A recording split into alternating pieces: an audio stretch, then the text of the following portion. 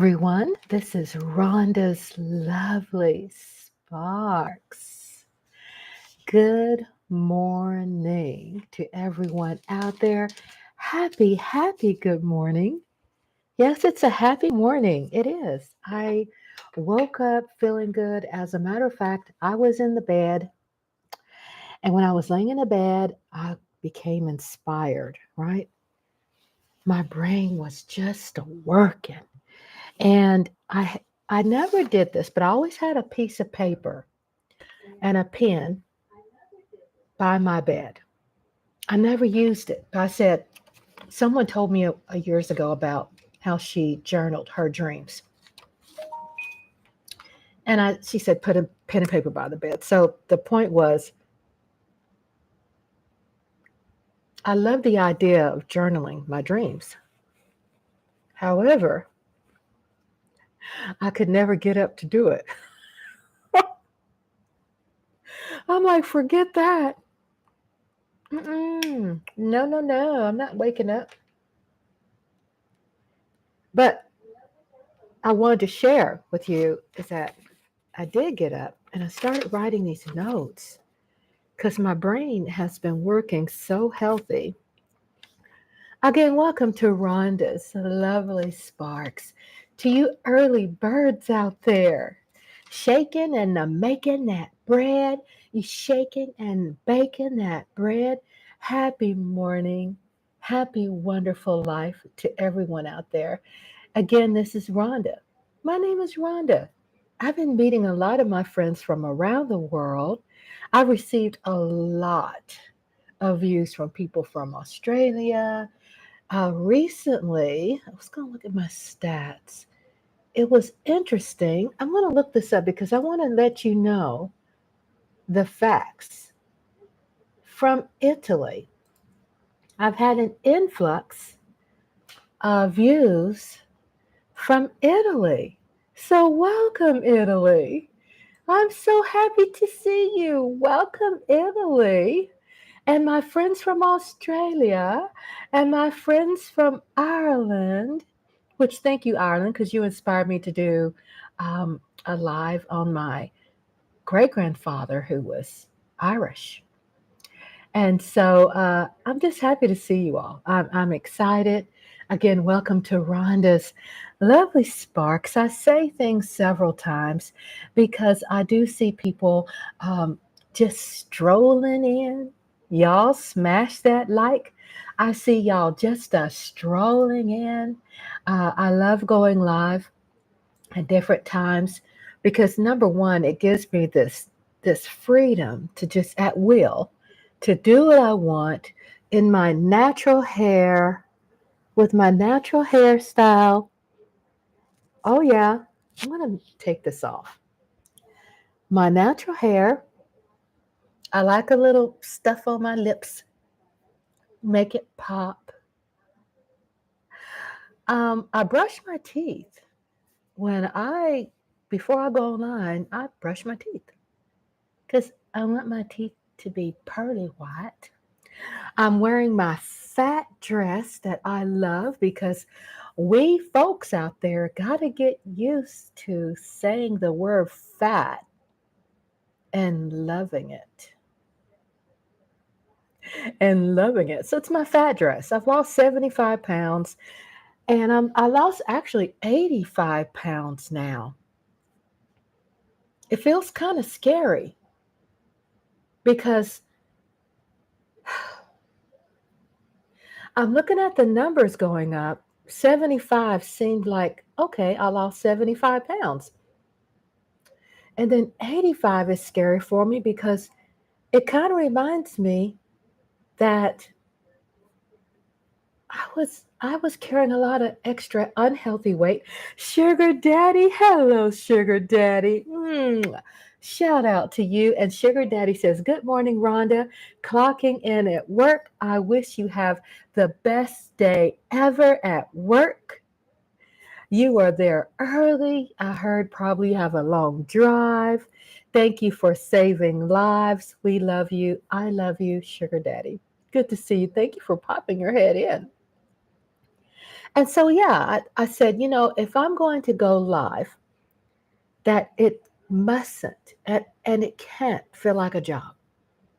I put in 30 something years and more. I say and more.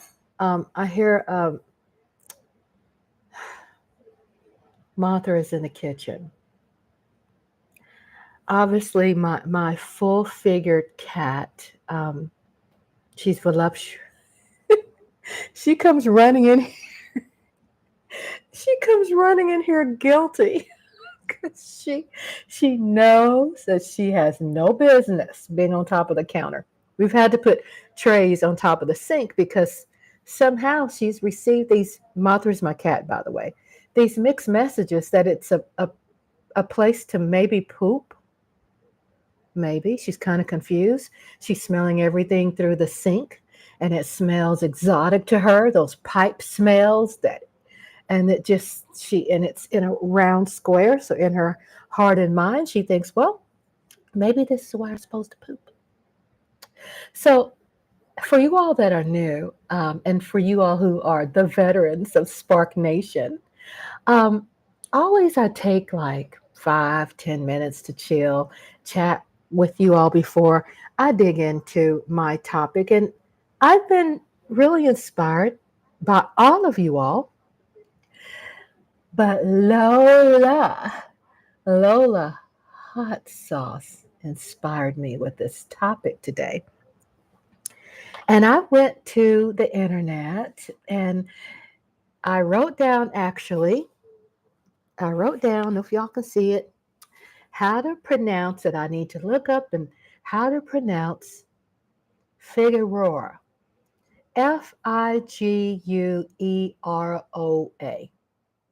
Figueroa. Figueroa. Figueroa. I've been practicing that. Figueroa Street in Los Angeles. And we've had some topics about that street. And so I've been learning how to do my setup here, where I could do some live reactions, hoping that, I'm always inspired and I'm learning how to make things visibly for viewers, to engage with my viewers and for you all to see what I'm actually talking about without me having to buy into extra programs. We have members who are actually investing. They are these board members. The members of my channel are board members. They are investing in my content. They're investing in my intellectual property. They're investing in me. They're just supporting me if you just want to keep it simple. But they understand too, Spark Nation, that's what we call ourselves. Spark Nation starts off at 99 cents a month.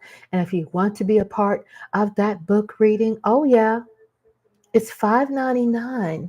But all this money goes to such a great cause. It helps us home cats. As a matter of fact, we end up finding like 4 more feral cats outside. I think people realize that I'm a cat lover and they might end up bringing the sweet little kitties by here.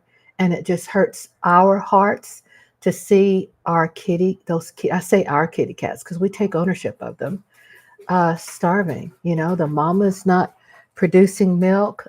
Mothra's over there doing her exercise on the cat scratch pad. Yeah, she's in the motion. Yes, we have scratch pads. Hubby sometimes sprinkles a little bit of what do you call it? Catnip. A little bit of catnip. But I want to tell you all, yeah, I'm going into actually losing 85 pounds. I call it my fat dress because it's so comfortable. I don't have to wear like I've done for 30 something years, girdles, bras, and draws, pantyhose. I wish I can get all that money back and what I've invested into pantyhose, bras and draws just for to be copacetic going to, you know, my job. But to be at home, having a live channel cannot feel like work to me. I have again my natural hair. I don't want to dress up to be on my channel unless I made that choice. I always go in for you newbies out there, listen to Spark Nation. I always go into like 10 minutes before I start my topic. Sometimes I go in 15 minutes, sometimes I go into 30 minutes. But 10 minutes is good for me to introduce myself to you, to kind of give you a little bit of what's going on with my channel and what it's about. It's about anxiety relief, it's about stress relief, it's about friendly politics and having, you know, difficult conversations and knowing how to talk about things. And it could be like we can get along and we don't have to be like, you know, the political climate that seems to be extreme in some areas, and that we could talk about our differences and really love ourselves, and or probably become enlightened because someone else is different, because someone thinks different. So I call it my fat dress because it's big. I have to always fidget. It's kind of leans to the side, and I gotta like pull it over here, and it kind of goes a little too low, or it goes so far in the back, and I gotta like fix it because it's really big. Actually, my dress is a 5X, and that's what I used to wear comfortably. 5X. And there is no shame in that. So me being now down a couple of sizes, which I don't tell you my size because I really don't know my size now. And I haven't been really obsessing over that. Um, but putting on this dress, I can tell my dress is very big because it keeps sliding to the left, sliding to the right, sliding everywhere. Yeah, and I feel good about it. I'm not self-conscious about being my weight. Um, I was at my peak. I gained up to 330 pounds. 330 pounds. And I know there's people out there that's gasping, like, oh! And sometimes when you catch yourself gasping, and sometimes we have to look in the mirror and go, you know what? Stop gasping. I mean, if you, some people are so shocked about the weight, people's weight, then maybe there is some obsessing of self, overly selfing, overly obsessing of self, overly absorbed, overly judging other people, shaming other people, a person feeling entitled and elite acting because they're going to the gym all the time, blah, blah, blah, blah, blah. That's good. That's good for you, right? I ain't knocking that. But what I'm saying, if others look different than you, and this is what my topic's going to be about when we look at Figueroa. I wrote down how to pronounce it, and I want to do it respectfully because I read about this street, and I'm going to share with you its meaning because it seems like a lot of people do see it as a place where there are a lot of people who, I guess, skid row, people who seem to be outcast or have been casted out. So Figueroa, I respect the name because I read some beautiful Hispanic Mexican history of that street, and also want to talk to you all, but also chat with myself and learn something new. A shout out to Lola Hot Sauce. Lola Hot Sauce is a moderator of my YouTube channel, of our YouTube channel. She is a vested and invested member.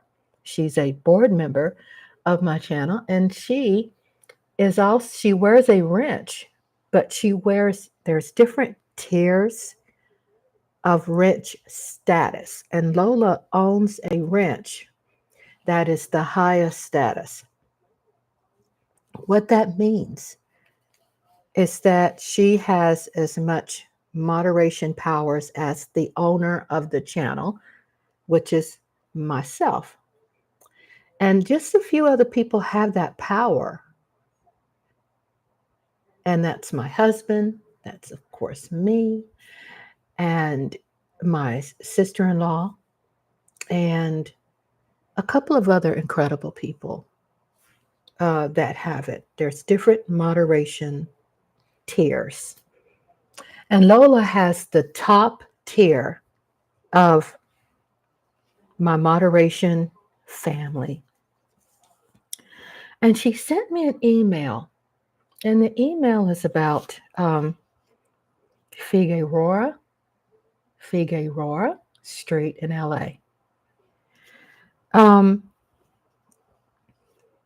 And I just learned, I am 1 year old last week, just learning about what the street is known for. I might have heard of it a long, long, long time ago. It just went in this ear and went out the other. It wasn't that important for me to hone into it, for me to be all things that street.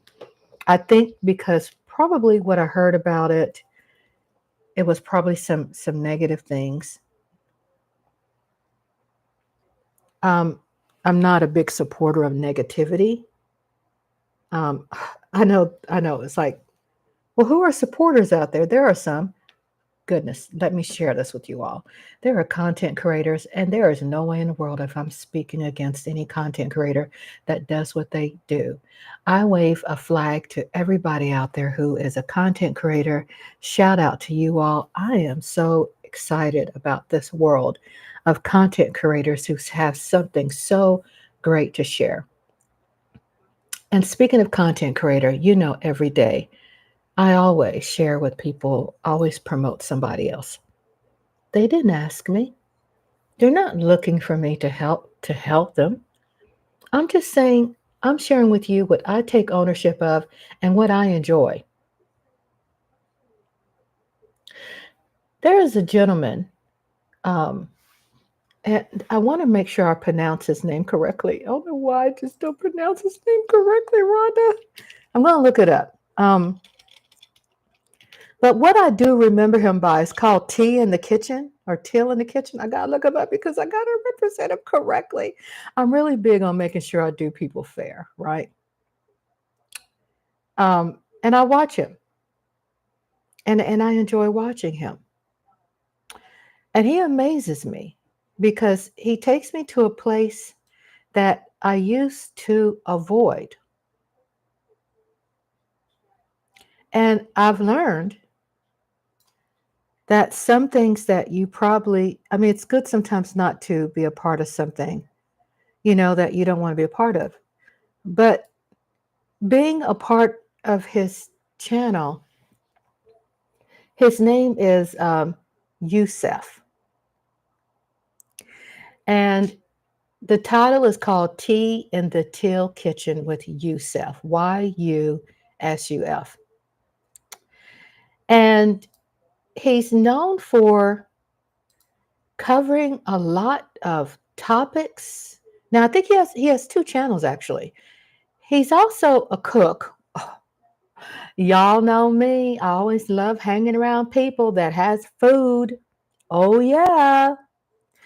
But he also has another channel, which is called Celebrity News Galaxy. And he's a chef. And he makes his own seasonings. Check him out. He makes his own seasoning that I need to invest in because it looks so good. My husband is a chef as well. And I posted what my husband cooked yesterday, which is called balogi. Is it balogi? Balogi? Balogi? Korean stir fry spicy beef. It's a Angus beef strips, Korean spicy style. I posted that today. Of course, members get early access. So they got the access yesterday. And members get something different than subscribers. My subscribers are everything, all that. But I have people who are invested. And these people who invest monetarily into these perks, you get perks. And so, in the perks with the food, and I am taking 30 minutes going into my channel, and I'm good with that. Just to talk about things before I start a topic. I gave you a teaser on the title. You see the teaser about what this is about.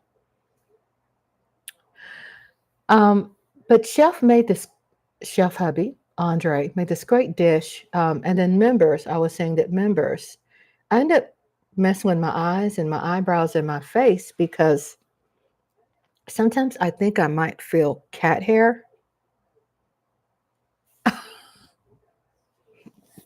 Possibly. Our fur babies. This is their home too. We live together. Um, he fixed this dish, and what I was saying about members, they get the shopping list, they get the brands that my husband uses to cook with. I try to at least post 5 pictures of his plating, which is like zoomed in, horizontal, a vertical, um, a top picture, a side pic, prep. Sometimes he'll have prep and he'll provide me those pictures where he's taking a picture of prep. He made spaghetti yesterday. Got to share that with you all too. So freaking good. He made his own spaghetti sauce. But speaking of this bulgogi, as a matter of fact, shout out to Mike Aldana, because Mike Aldana is the one who introduced me to that dish. Korean, South Korean, could be North Korean too. Um, Spicy, because it's called bulgogi beef, which is a Korean spicy beef.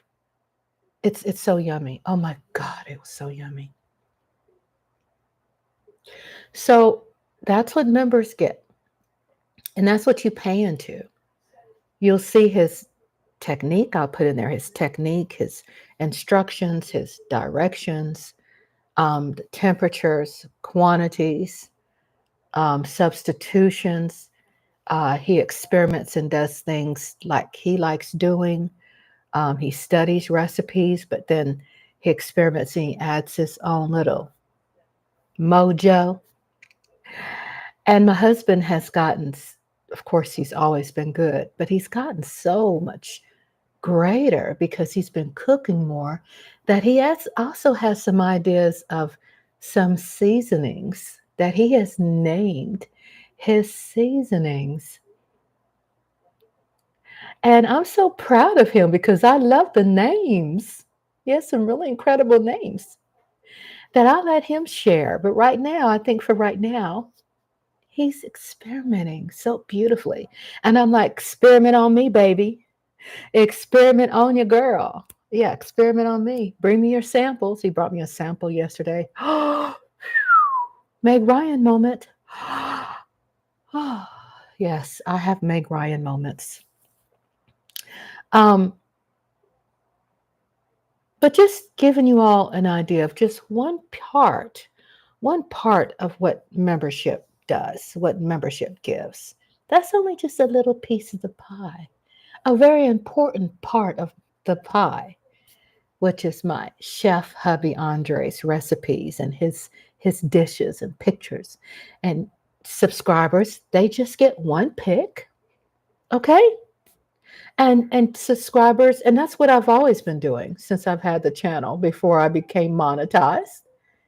My subscribers always got a pic and a title of the dish. So when you become a member and you join starting off at 99 cents, and then there's one is $3.99, and then there's one is $5.99. And plus invest into a great cause, which is me. I have a computer person. Let me check my lifetime.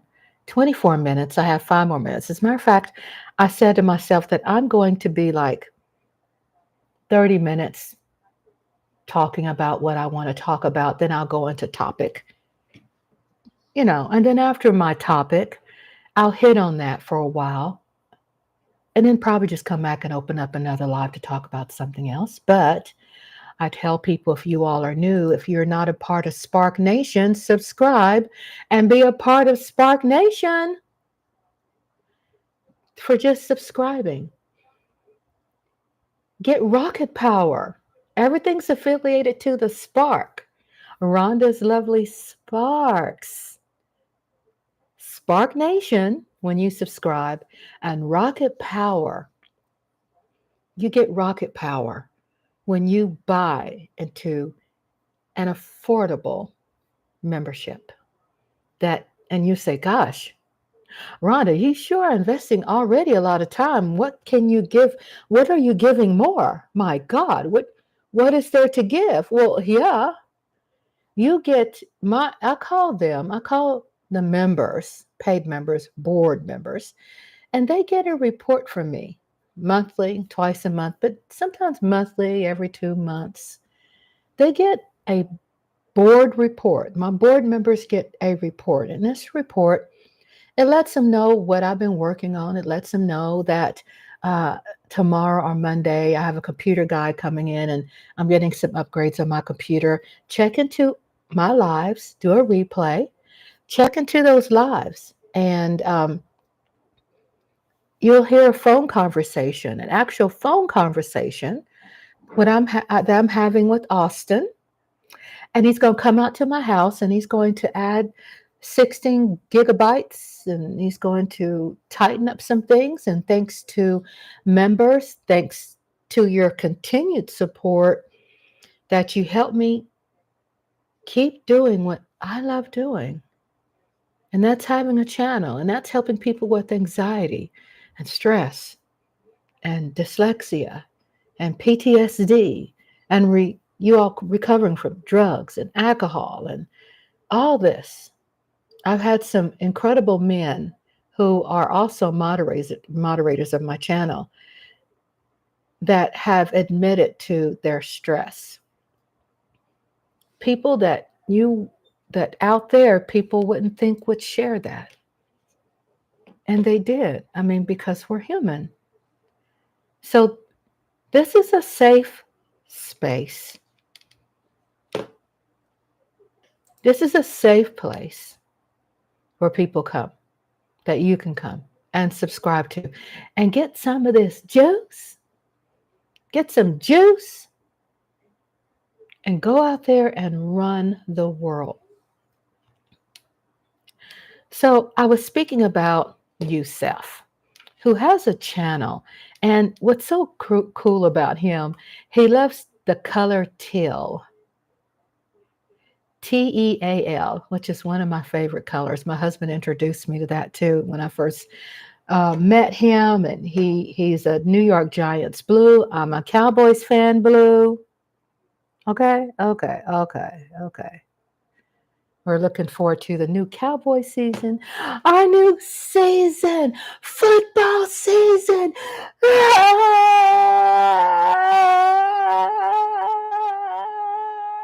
That's right.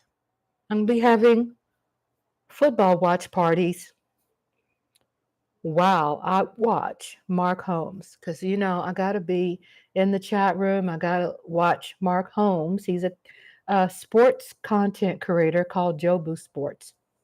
He's incredibly so much fun. Plus, he cooks and he's yummy food. But Youssef loves the color teal, Teal, and I have did some popping colors in my house with teal, and I've done some some terracotta. I did it myself. I do terracotta inspired vases. And I did some teal color. Maybe one day I'll start doing some more and shipping them out as gifts.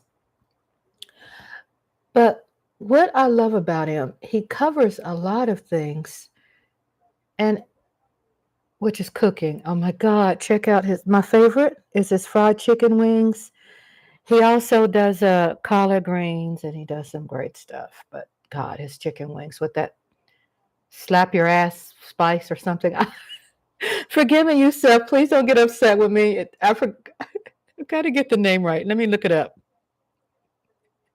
He says, AKA in the Till Kitchen with Chef Yuzi, commentary and tea with Chef Yuzi, dinner and a show with Chef Yuzi, an extension of tea in the Till Kitchen with Yusuf, Ratchet Today Show, Celebrity and Crime Intergalactic News Galaxies. I just love it. He goes, Yusuf of Saturn 8. When you see his channel, he's got the galactic thing going on. Galactic thing. It looks so hot to death. It feels like you're there with him. He gives you a way out of wherever you're at in life. He just gives you a wonderful escape. And he talks about ratchet today. He talks about what's ratchet out there. So I started watching him, fell in love, and then what really got me going last week when he mentioned he had a guest with him, and he mentioned about the project 2025. I hold my eyes down, not because I'm ashamed to talk about it. I'll look at you right in your eyes and let you know that I'm proud about talking about this scrap of ish, just trash. My grandson uses that word. He says it's trash. I guess it's a new thing. It used to be really kind of insulting to me when I heard other people use it. When I hear my grandson use it, I go, "Oh, that's so cute." Because he's honest. When he says something is trash, he's he's true. It's true. My grandson doesn't lie. But check him out. Celebrity and Crime Intergalactic News. He's hot to death. I encourage you to subscribe. Every once in a while, I'm up all night. I'll check in with him. I'll say, hi. Hi, brother. I love you. He keeps it real. When I say keep it real, I ain't talking about like people say Trump is keeping it real. I'm not talking about that. That to me is not real. And I'm not speaking it against party, even though I have the power to. It's just not wired like that. I mean, I might. I could eventually. I could grow into that. Never say never. I could graduate into being like in your face party, but for right now, I'm not interested in that. For right now, I'm trying to lure people in to subscribe and not run away and be scared. That's keeping it real. If my channel is about stress relief, then I'm not going to also tiptoe around life. I'm not going to tiptoe around what's really happening. And I think I have a way of parlaying things and feeling confident in how I parlay things. While at the same time, I hope not, but every once in a while, a cuss word will come out because I get emotional. And I'm trying to learn how to not cuss so much. So husband has been giving me alternate friendly words to use. But I'm looking for on his channel, the seasoning actually is why I'm taking so long. Because I want to give you the name of his seasoning. But what I need y'all to do too is just go ahead and subscribe. And I'm going to copy his links. I'm going to put it in the, he has a channel with him cooking, and he has a channel where he talks about celebrity and crime intergalactic news. And I'm posting both of his links here.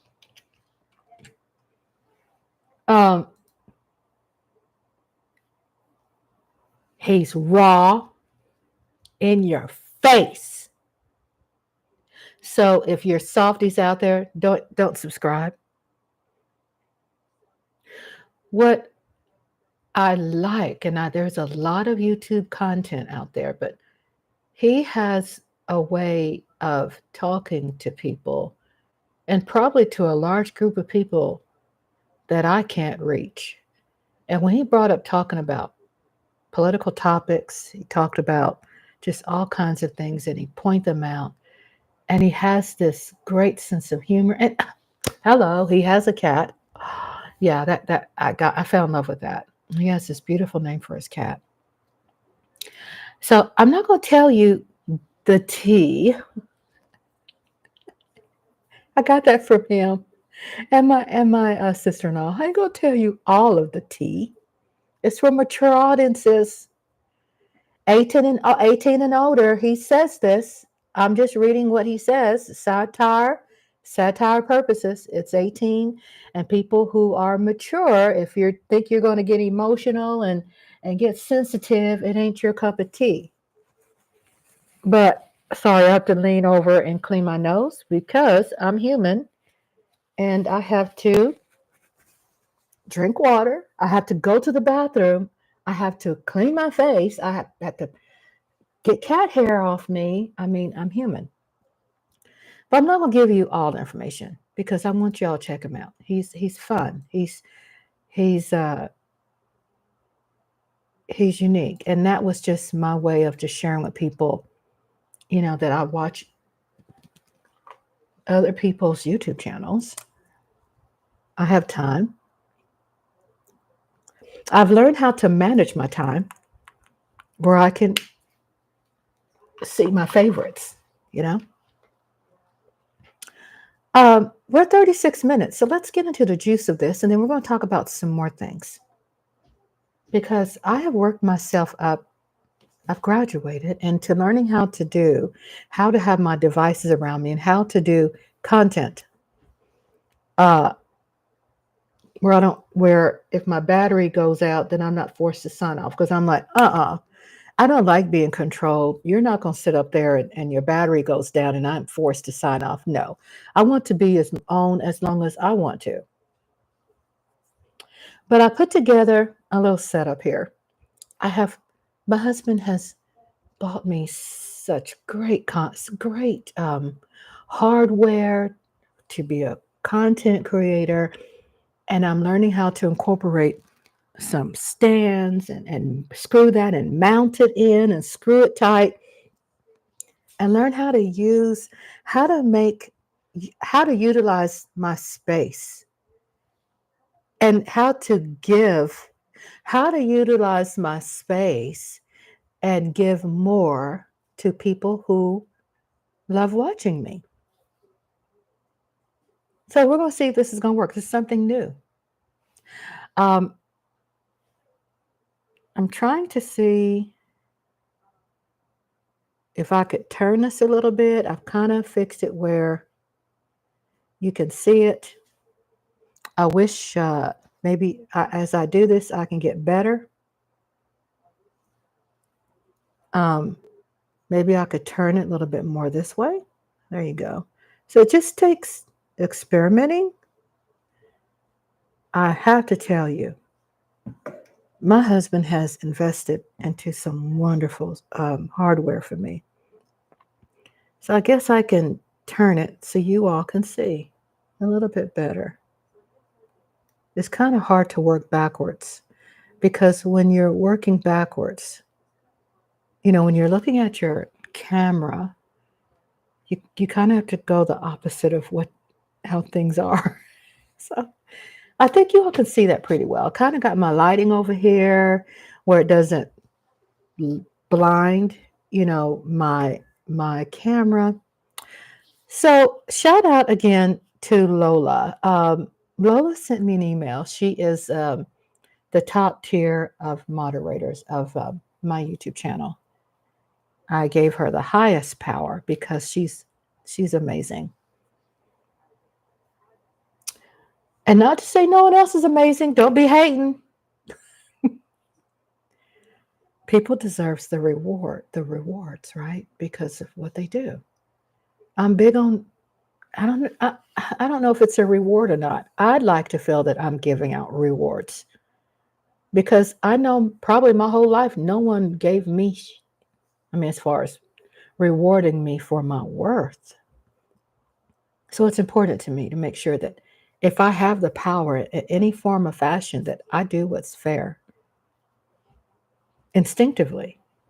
So Figueroa, I looked up how to pronounce it, and it says Figueroa. Figueroa, Figueroa, Figueroa. I got to keep saying it because I know I'm going to continue to mess up on how to pronounce it. But I must do it correctly. I must do it justice because there's some beautiful meaning behind this street. And the history says Figueroa is a major north-south street in Los Angeles County, California. We brought this up because in my other live, there was some mentioning of that by Eastside Herald, who is also a moderator of Rhonda's Lovely Sparks, Spark Nation. And then there was some laughing at some things. There were some things about it that seemed it was something I never really heard about, and it was I was amused, basically to find out what it's known for. But it says that spanning from Los Angeles neighborhood of Wilmington North to Eagle Rock, a short, unconnected continuation of Figueroa Street runs just south of Marengo Drive and Glendale to Chevy Chase Drive. From what I think, when I love vintage movies, check out my replays, check out the movies. I do movies. Yes, I do. Cartoons, nostalgia. These names, by me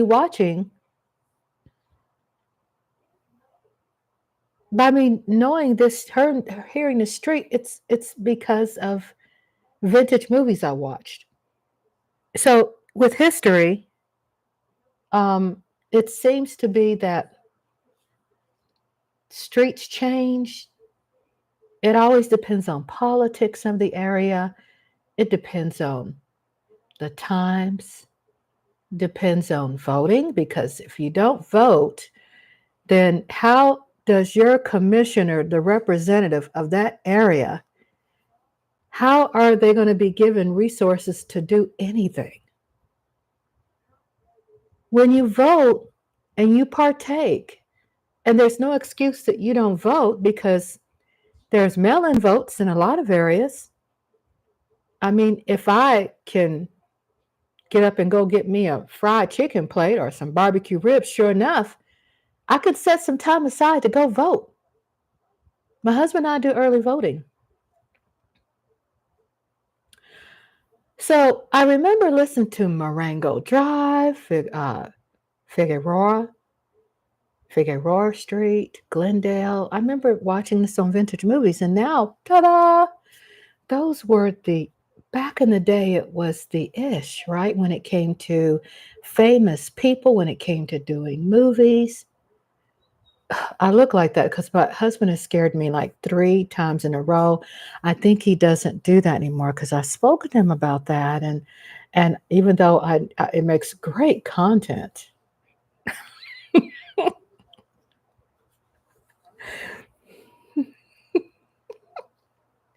So it says one of the longer streets in the city. It runs in north-south direction for more than 30 miles from its southern terminus at Harry Bridges Boulevard and the Wilmington neighborhood to Chevy Chase. I don't know if I pronounce this right. Chevy or Chevy.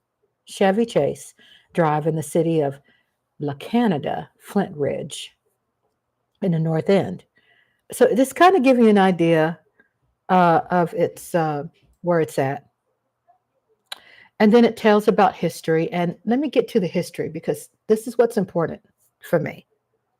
And I really believe to you all too, that the street is named for General Jose Figueroa,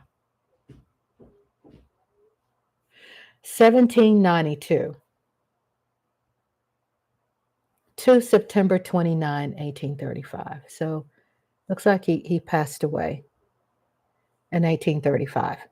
Jose Figueroa,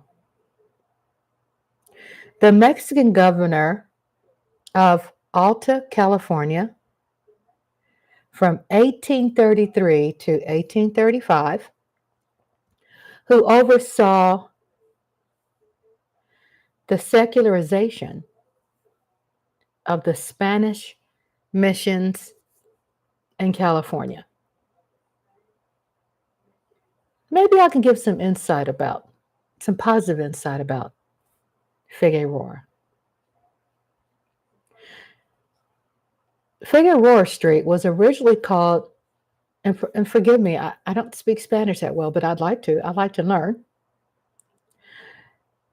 Uh, Cali de los Chapules, which translates to Street of the Grasshoppers. Chapules is the plural of chapul, which is not the standard Spanish word for grasshopper, that being saltamonte, but rather a word from the Nalty of Durango and Nayarit, also known as Mexicanero. Later in the 1880s, it became known as a Pearl Street. Figueroa Street originally was a few blocks west of Pearl, but joined Pearl Street further south. Pearl Street was changed to Figueroa, and the northern portion of the old Figueroa was renamed Boylston. The section of what is now Figueroa in Highland Park above Avenue 39 was known as Pasadena Avenue until Figueroa was extended through Elysian Park. The portion of what is now Figueroa between the Los Angeles River and Avenue 39 was originally known as Dayton Avenue until the Arroyo Parkway went through. Prior to construction of the Harbor Freeway, Figueroa Street carried United States Route 6, U.S. Route 6 to Pacific Coast Highway South from the four-level interchange. Until 1977, the Guinness Book of Records deemed Figueroa to be the longest street in the world. At the request of writer J. Myers, it was supplanted by Yonge Street in Toronto. Longest street in the world. On April 2nd, 2011, April 2nd, 2011, a portion of Figueroa Street at Jefferson Boulevard was blocked off for the orange carpet and the grandstand for the broadcasting of the 2011 Choice Awards. In South Angeles, Figueroa, and this takes a little turn here. Okay. In South Los Angeles, Figueroa Street has the highest number of prostitution-related arrests in Los Angeles. The Los Angeles Lakers, the Los Angeles Kings, and the Los Angeles Rams have used Figueroa as the parade route for their respective championships 2000, 2001, 2002, 2009, 2010, and for the Lakers 2012 and 2014, and for the Kings and in 2022 for the Rams. So all this information is reflected in reflection of Figueroa Street, that these professional, these pro teams, sports, different teams,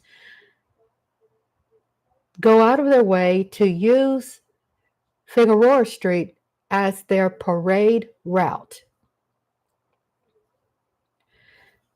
Check this out. On Mamba Day, August 4, 2020, Kobe Bryant Boulevard, the Los Angeles City Council President Herb Wesson and the council member Curran Price announced plans to rename the 3-mile segment of Figueroa Street between Olympic Boulevard and Martin Luther King Jr. Boulevard as Kobe Bryant Boulevard. It would be renamed in honor of professional basketball player Kobe Bryant, who, along with his daughter Gianna and 7 others, were killed in a helicopter crash on January 26, 2020. The segment of Figueroa between Olympic and Martin Luther King Jr. Boulevard passes by the Crypto.com arena, the home of the Los Angeles Lakers, who Bryant played with throughout his entire 20-year career and is dubbed the house that Kobe built. Rest in peace, Kobe Bryant. On October 21st, 2020, the vote to consider the proposal was delayed by council, and a new date has yet to be stated as of June 2021. It talks about My Figueroa development plan and the 2028 Summer Olympics. Check this out. I'm not going to read everything, but I'm just letting you know how special that street is. How special that street is. The notable landmarks, it talks about the Automobile Club of Southern California, the BMO Stadium, the Bob Hope Patriotic Hall, the Bonaventure Hotel, the Crypto.com Arena, Eagle Rock Historical Landmark, Engine Company 28, which is 1912 Fire Station, Exposition Park, including a historic palm tree moved there in 1914, Hotel Figueroa, opened 1926, originally for women only, Flower Drive Historic District, and the list goes on. Los Angeles Convention, the Health Department, Memorial Coliseum, the Luther Burbank Middle School, Florence. Shout out to the beautiful education out there. Florence Nightingale Optimistic Heights High School, Sycamore Grove School, University of Southern California, and it goes on and on. There's also something well known which is called Original Pantry Cafe on 9th Street in Figueroa. Sounds yummy. So I say this to also give perspective and open and enlightened minds about the area, the street. I always not try to do things in a positive way. It's just how I'm wired. Since I was a little girl, my dad would say, she's always been like that. My dad's known me longer than I know myself, right? Those are memories. I haven't spoken to him in 4 years, but those are memories. It talks about what's nearest to Figueroa. It talks about the coordinates of Figueroa, the major Sunset Boulevard, Cesar Chavez Avenue, the routes. So we've talked about that. And then I wanted to give some reaction to, hey, Miss TR, Grand Rising Power, Grand Rising Rocket Power. Ms. TR is here. Hello. Mwah. Ms. TR, Grand Rising Rocket Power. Hello. Hello. That's right. Thank you all for being here. Welcome to Rhonda's Lovely Sparks. Uh,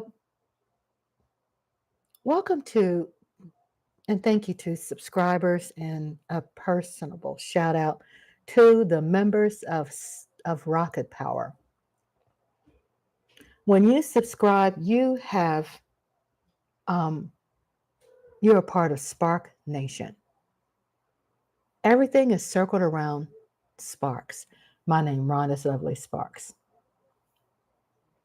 Rocket Power, Sparklets is the member tier number 1.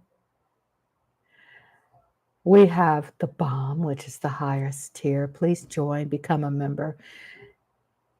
Become engaged more into what's going on. I believe I was sharing earlier about members get a lot. I'm not going to just keep going on the long, wonderful list of things I offer. My offerings to paid members who are paid into great perks. But I promote it because the monetization helps. My husband went out and bought some pine pellets for the cat's bedding, for their cat litter, actually, not bedding, cat litter. We don't use clay litter. We use pine pellets. It's more green friendly and more cost effective. And again, I was shouting out to people. We always share with you how we love our feral cats. As a matter of fact, my husband saw a gray mama cat, and then there was a really skinny, malnourished black cat that he's been trying to catch. And but we put water and food on the patio. We come out of our limited income, and we do that. And what helps us too, when you all do invest, it helps us take that money and invest into community building. And community building is investing into our fur babies.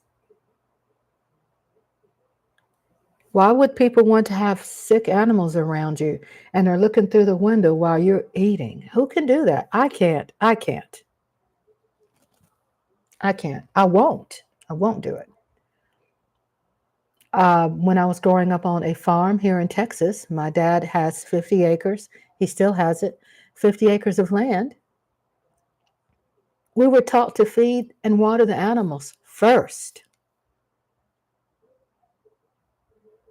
We fed them first, and then we fed ourselves.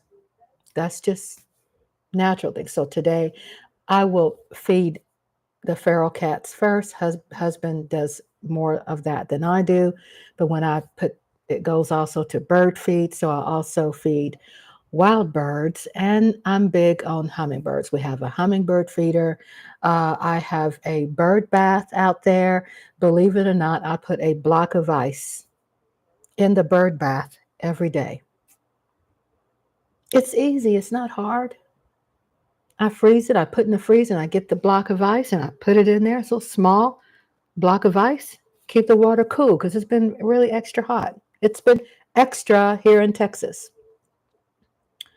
So I always like to let people know. I talk to in my channel as if people also are brand new, because we have new subscribers. We have members who have upgraded. Shout out to Lola again. Yeah, Lola, who upgraded from Sparklets to the Bomb, which I'll be doing a live book reading tomorrow.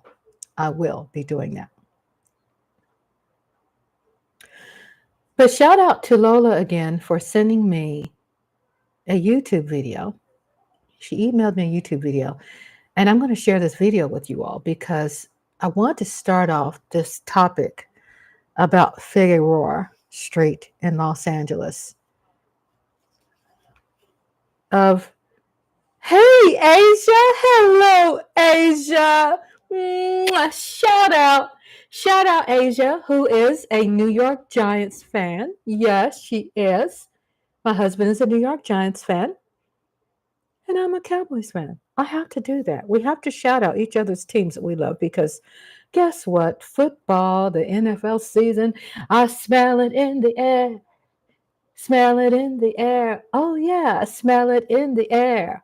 Whoo. Yeah, it's around the corner. I'll be having live watch parties while I'm watching Mark Holmes. I'm gonna name drop the heck out of his name because y'all, that's my channel right there. I mean, hello.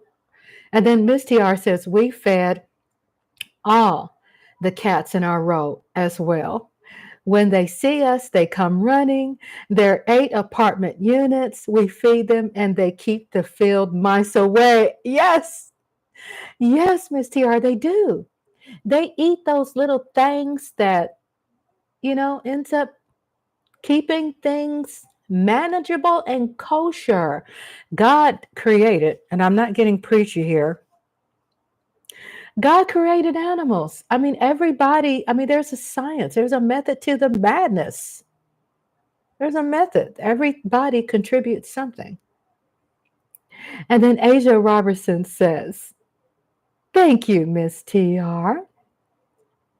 So I started off, Lola sent me an email. I have my friends here who send me email, and they inspire my topics.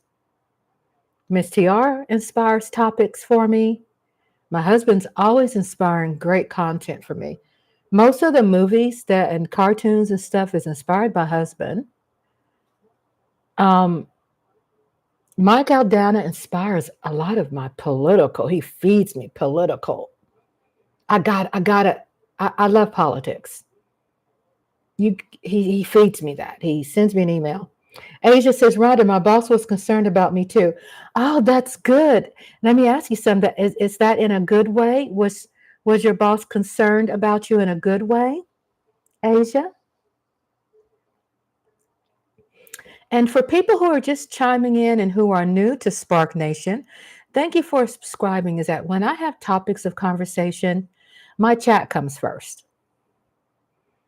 So if I see my friends, my family, my moderators, um, subscribers, walk ins, non subscribers, when I see you come in and I see you write something, then I'm going to put you first. I can get back on topic. You come first to me. So said yes. So that's wonderful, Asia. Yes, your boss has been concerned about you, and your boss has been nice. So I have another question, if I may ask you, Asia. Um, has your job been more patient with you? Has your job been more tolerant? Is it a better place to work? I'm just curious. You know me, I'm curious about the people I love. That's right. If people don't want to answer, they could just put me back in my lane. But if I didn't love you, I wouldn't be asking. How am I in the world going to tell people I love them? And I don't ask, like, how are you doing? Are you okay?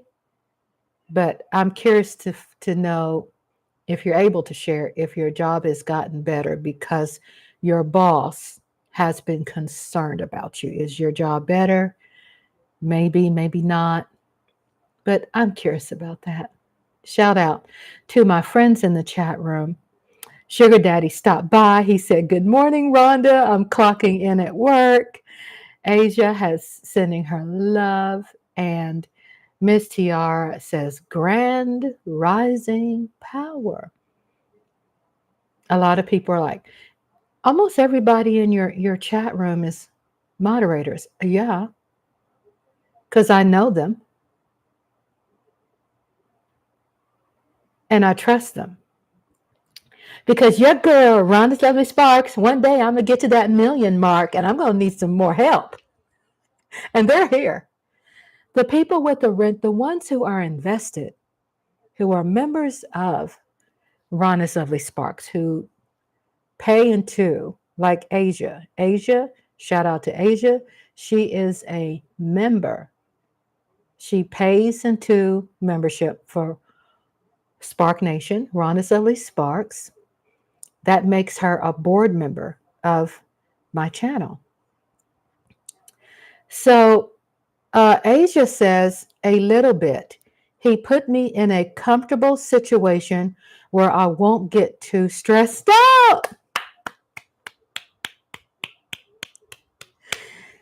You see how it all works together?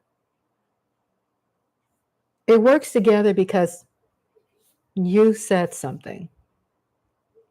And I thank you, Asia, for saying something to me. And the people who were in the chat, you said something. And with me being an empath, no, I don't have a crystal ball or nothing like that.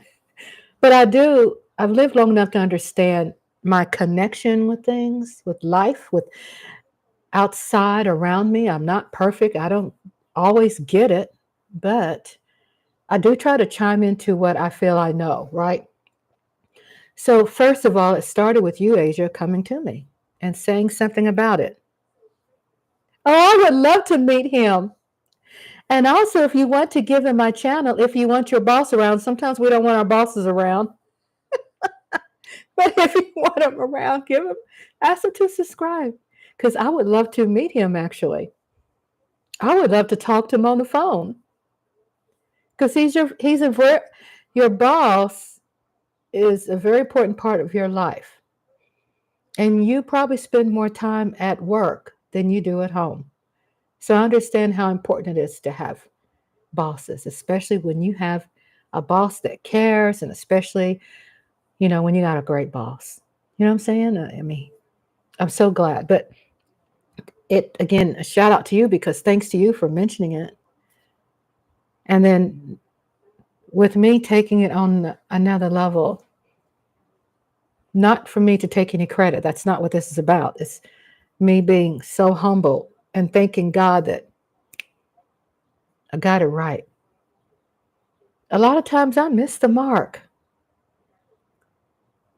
I am like, I embrace my flaws. I'm deeply flawed. I love myself. I love that I'm not normal, because I don't want to be normal. Because if there's some BS going on out in that world and they're calling themselves normal, I don't want to be a part of that. Miss Tiara says, Asia, being you're a New York Giants fan, what state are you in? So Miss Tiara is asking Asia a question. What state are you in? And Miss Tiara is a Giants fan too. I'm not. I'm a Cowboys fan.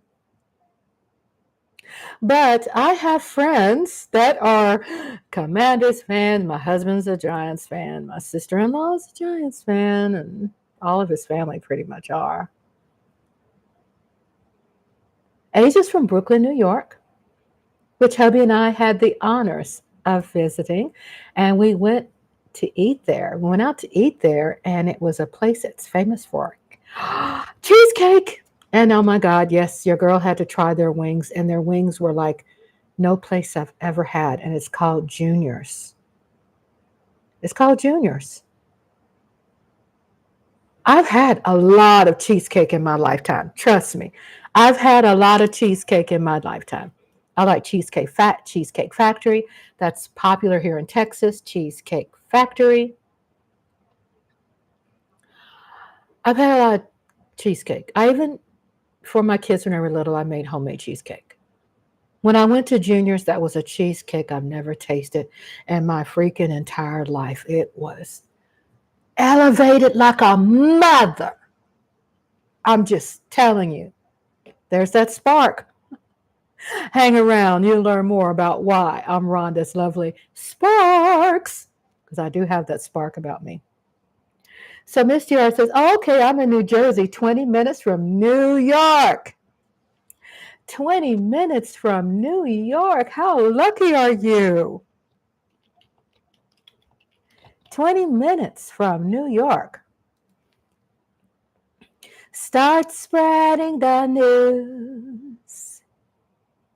You're leaving today.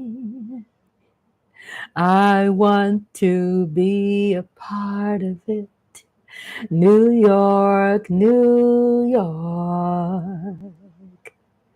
Your vagabond shoes, they're longing to stray and step around the heart of it. New York, New York. Oh my, I go. I want to wake up in that city that doesn't sleep and find your king of the hill, top of the heap. Your small town blues, they're melting away. I'm going to make a brand new start of it in old New York. You always make it there. You make it anywhere. It's up to you, New York, New York. Yeah, I felt like I was on Broadway for a minute. Oh, yes, I did, because I love Broadway. Oh, yeah, oh, yeah, oh, yeah. I love Broadway. So Miss Tiara says, Cheesecake Factory is big here. Oh, okay, on the East Coast. Great. And then Asia Robertson says, your husband got a deal with Cowboys fans. Yeah, he has a deal with Cowboys fans. Hubby goes to the car wash. He does his man thing. And what that means, when he does his man thing, he's retired, right? So he get into his car, which he loves.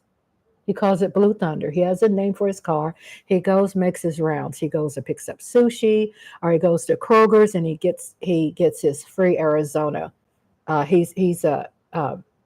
He's signed up with Kroger's and he gets a free gallon of an Arizona drink every month. So he stops by there. He goes to the car wash. He cleans out, man things. And you know what he does? He meets with Cowboys fans and he talks smack. He does. Man, blah, blah, blah, blah, blah, blah, blah. I'm Giants fan. You Cowboys. Yeah, that's a man thing. I don't want to go with him. He's like, shoe fly. And then he makes his phone calls. He calls maybe his family, or he'll hook up with his people he used to be. He used to be a member, right? He still is a union member but he has a lot of friends that are his friends. He still talks to them, who are bus drivers. My husband's retired tourist bus driver. That's right. Of the elite of bus drivers. Yeah. I have to brag about my hubby. My sexy macadamia nut. That's his color. It's the macadamia nut. Hot man. But long story short, don't let me get distracted. I'm about to have another Meg Ryan moment. He gets his car, says man things. He talks smack and trash, and they talk to each other. And, people get misconstrued through the news about Texas. My hubby went to a grocery store here, and he saw somebody in the parking lot that looked. I'm just being honest, y'all. I know that we Black people out there all the time, people profile us. They go, "Oh my God, you wearing an afro and your natural hair. Oh my God, they got to be a drug dealer. Oh my God, they're wearing a hoodie. Oh my God, they're walking through my neighborhood. They're going to steal my car." No. However, hubby went to the grocery store and he saw somebody that looked like somebody that would probably burn a cross in our yard. He had the look.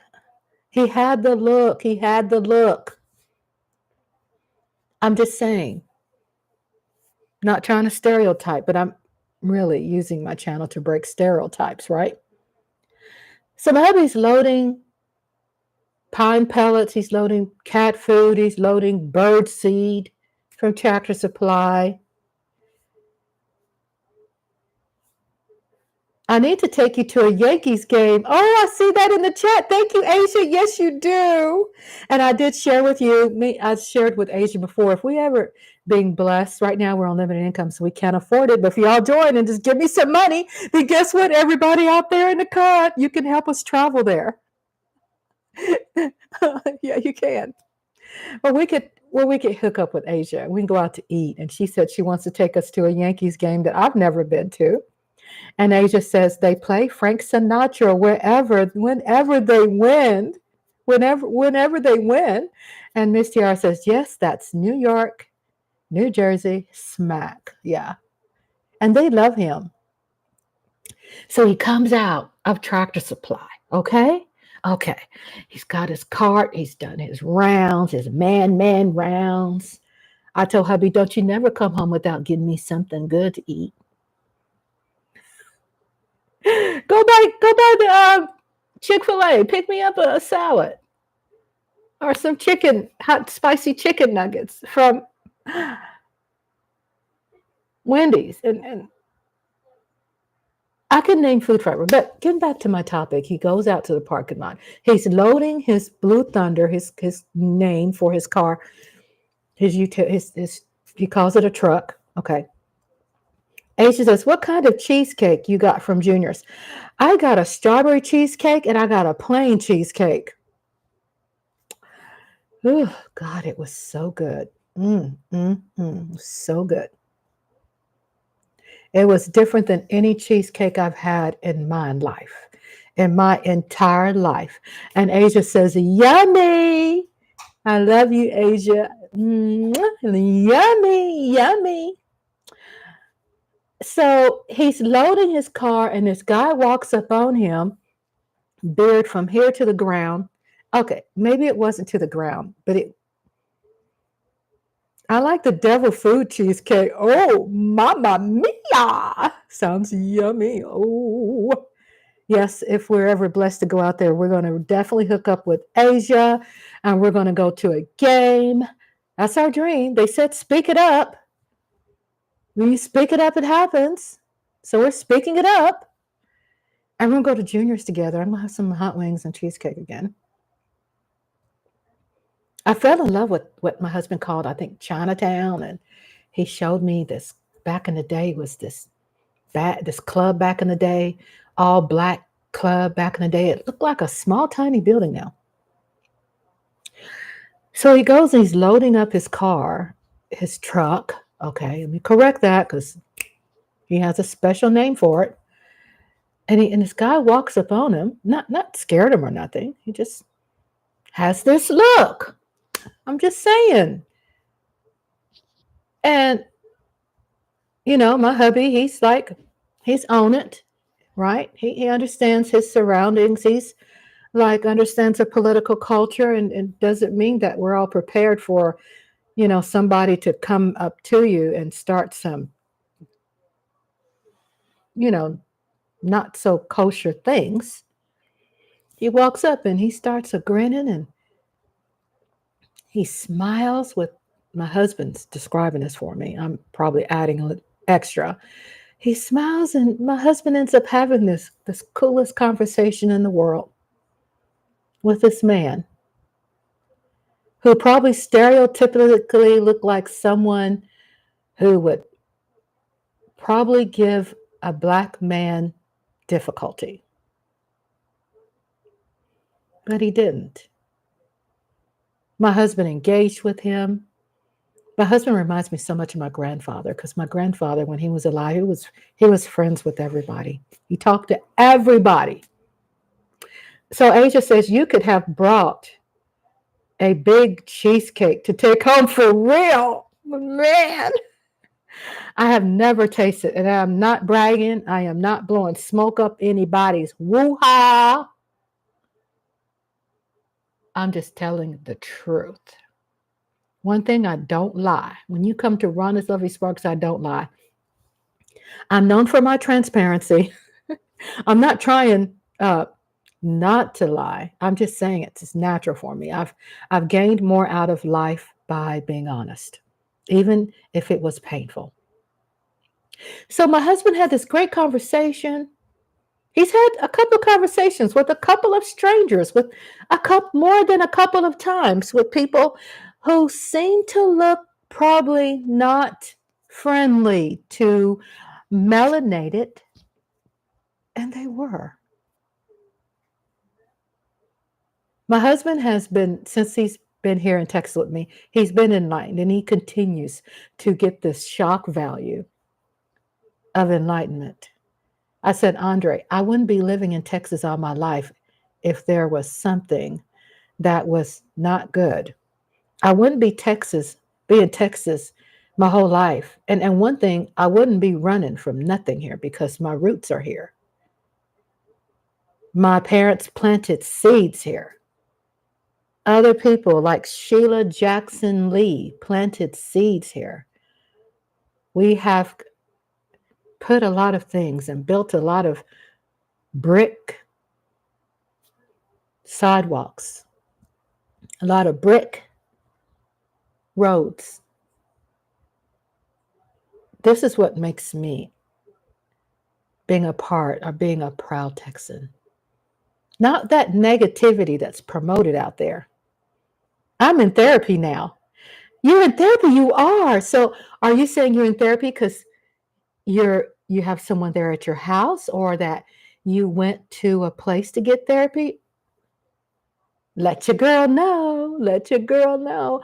I never want to ever assume, because my teacher said, if you assume, you make an ass out of you and me. Yeah, she taught me that when I was in 7th grade. She said she's in therapy now. So I always make sure that I kind of don't assume.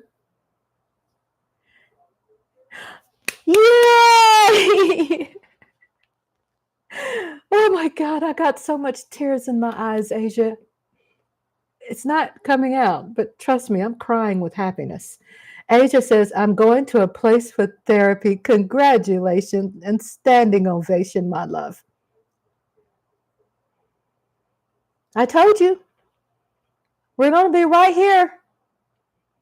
We're going to be right here with you. We're taking this journey with you if you want us to. If you know, we're here. We're not going nowhere. God wants us here. We're here. I'm so glad about your therapy. Therapy is wonderful. Hello. Therapy is wonderful. So I'm so happy about that. I'm thrilled. I'm so thrilled. So thrilled. So my husband's had some really incredible experiences where people if my husband's car broke down, a stranger would leave their job and walk out there and fix something, and so my husband could get home. I mean, people, for the most part, will take off, they say, and this is what we're known for, that we will take the shirts off our back for you. That's just the truth. You don't have to be around negative circles. Why do that? Why would you want to put yourself around something where you're not invited? Unless you're protesting. Peacefully protesting. Yes, so Asia says, have you been watching the Olympics? I have not been watching it, but I have been, through you, living vicariously, and Lola and Michael Dana, and I had seen yesterday some news about us having United States of America, the most gold. I'm so proud of Simone. I've watched climb races. Is that the name of it? They're climbing this wall, and they look like they're faster than Spider-Man. Okay, so I guess I have been watching it. Okay.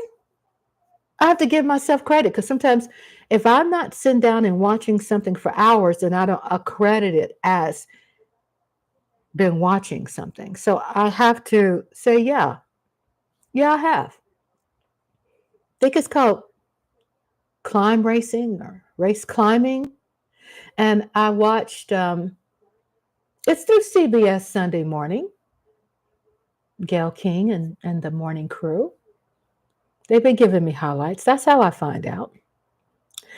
And I watched this guy named, is it Lyles, who kicked some ass when he was running. I mean, this man, I think, won by the hair on my chin. Okay, I do grow hair here, but I don't want anybody to know that. But he did win by this much.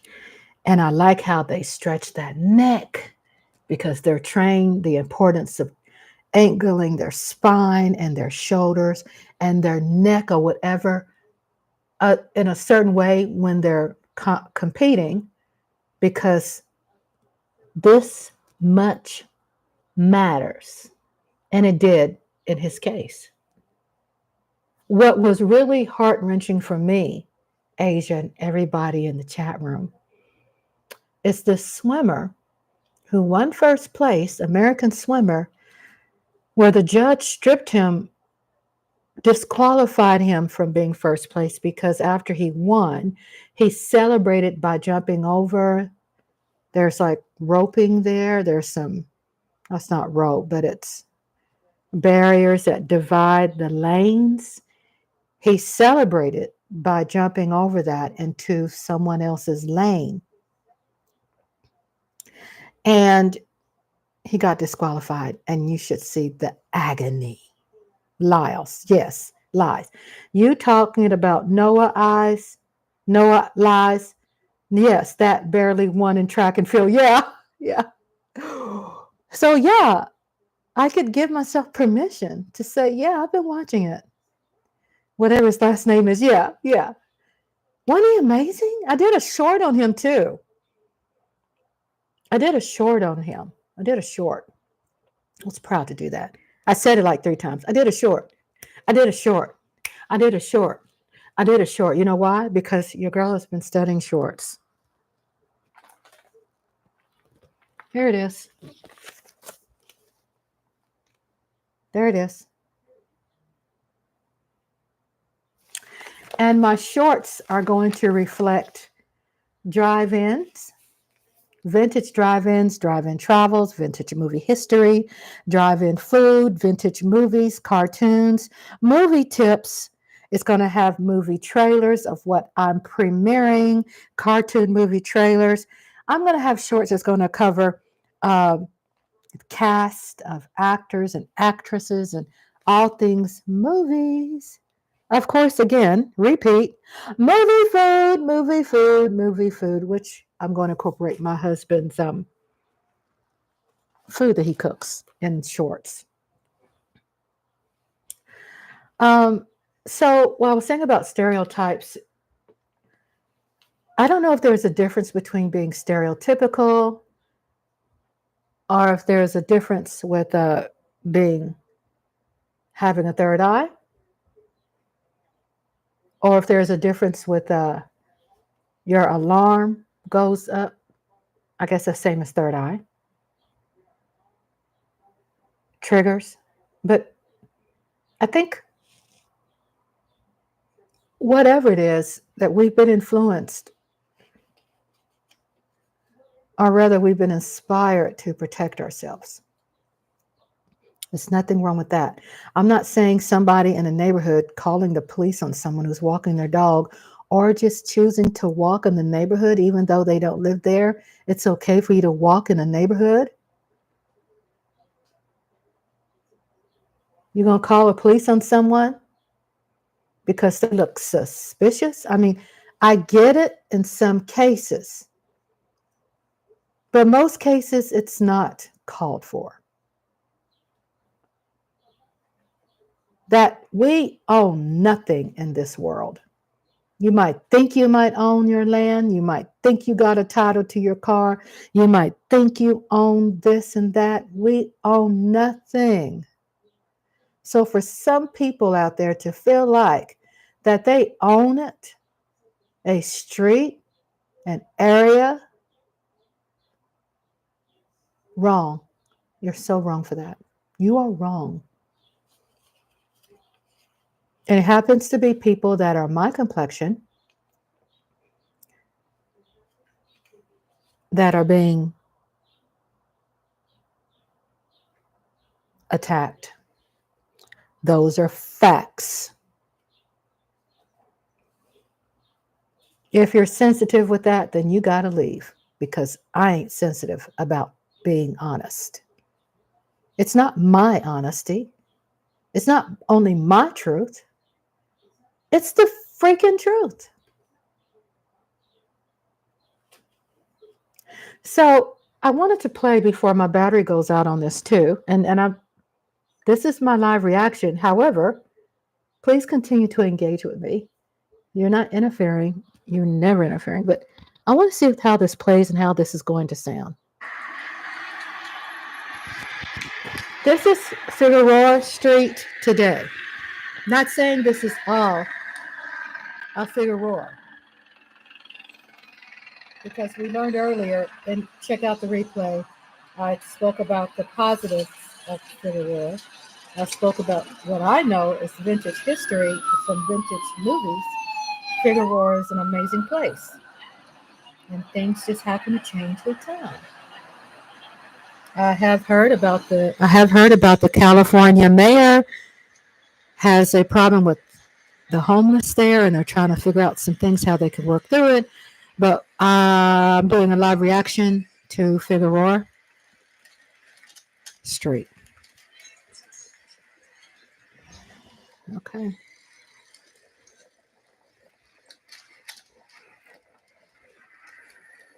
So Lola sent me an email.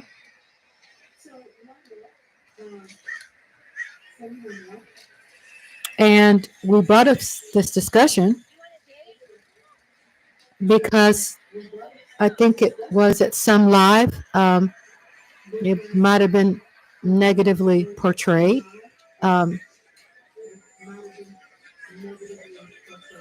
Honestly, in an honest way.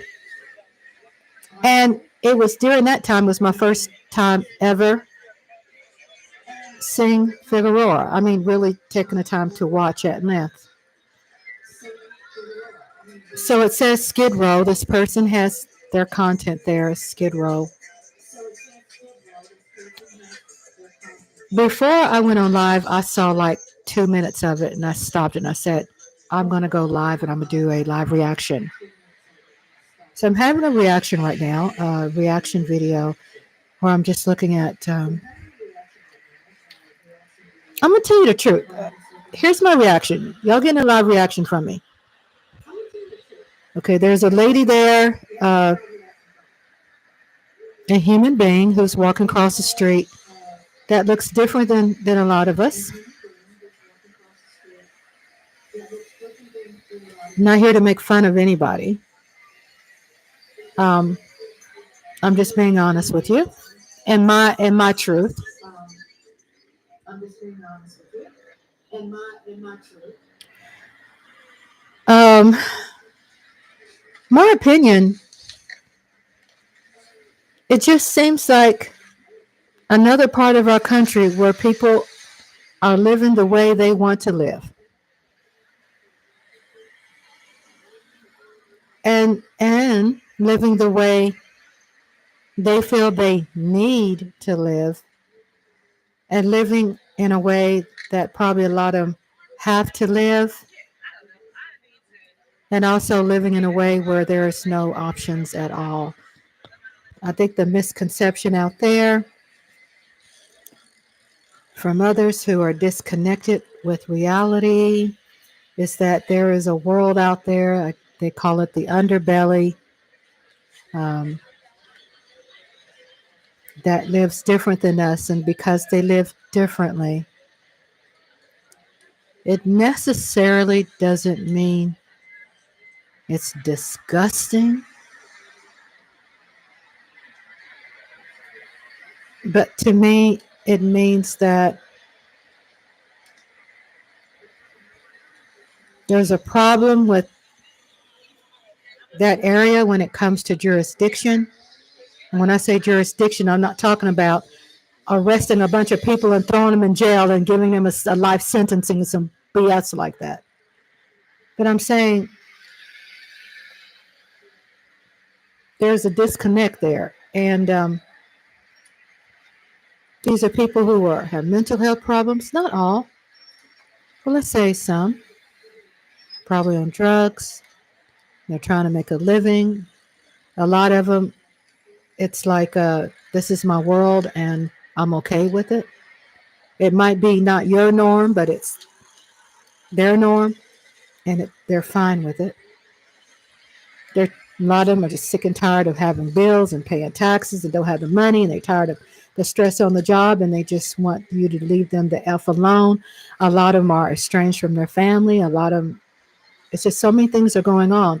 And the reason why I'm mentioning this, because when you look at something, it's so much more than just one reason why someone else is out there. And it's not like I said, I said before in my life before, that not everybody fits into one basket.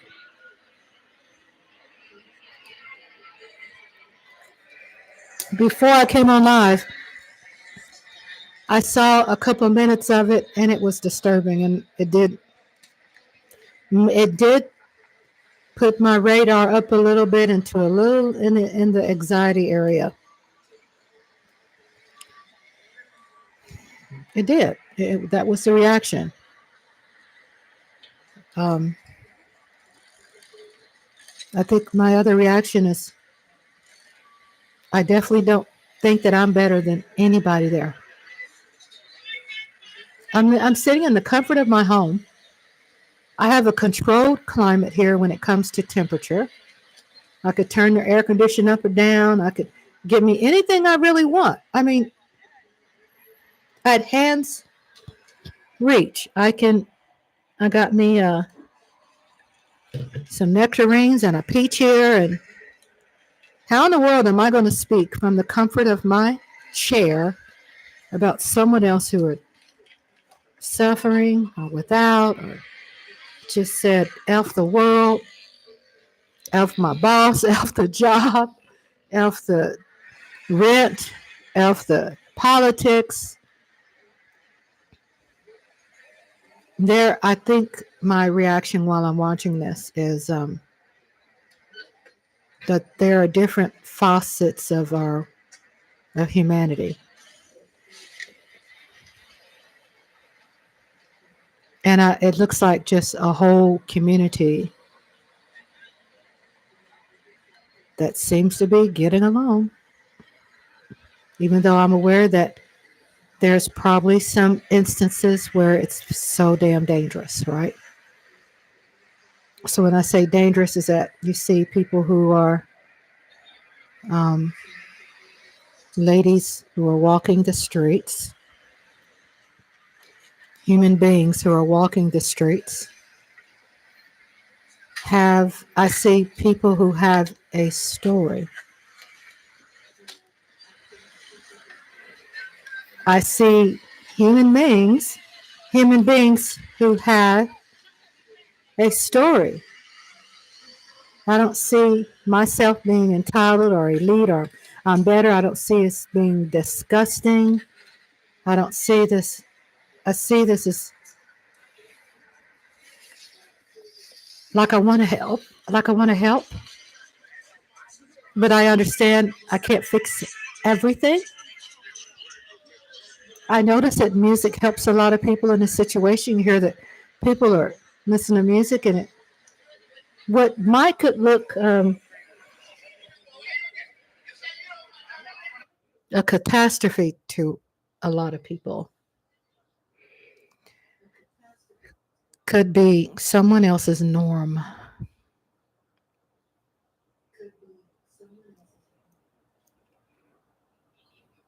And there could be a lot of it where it's downright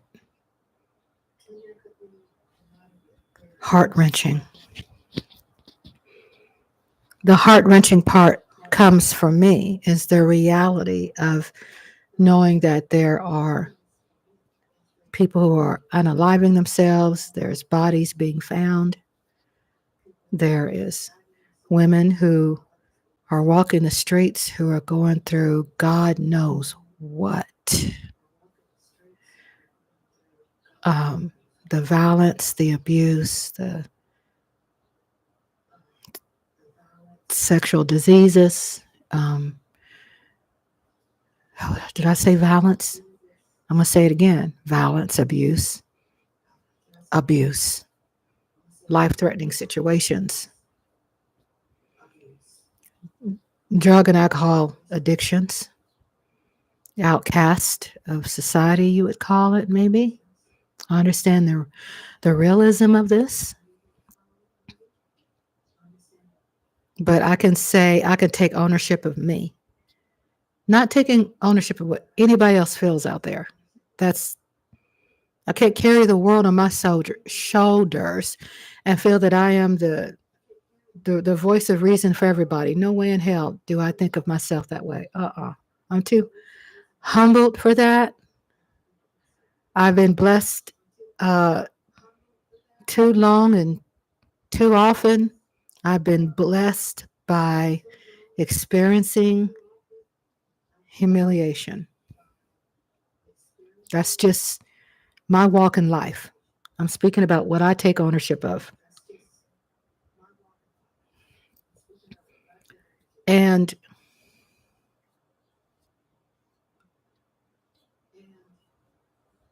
I see there's a catastrophic neglect. I'm not saying neglect for policing. F that. Not everything is good policing, people. I'm saying a neglect of some resources that can be put together to help, and that these people are in these wonderful human beings are in a situation that they couldn't help for some reason, for whatever experience, for whatever reason, that something happened pretty bad where the bottom fell out, and they just are walking, just walking, and they're living. But there's some serious neglect when it comes to um, some places, some government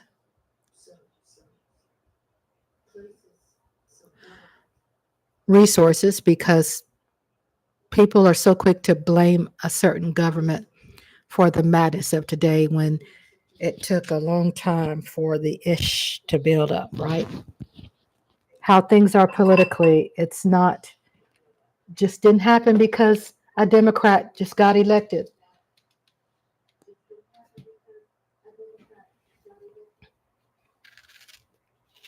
Maybe there's some responsibility there on certain people's parts. I'm not saying Democrats are perfect, but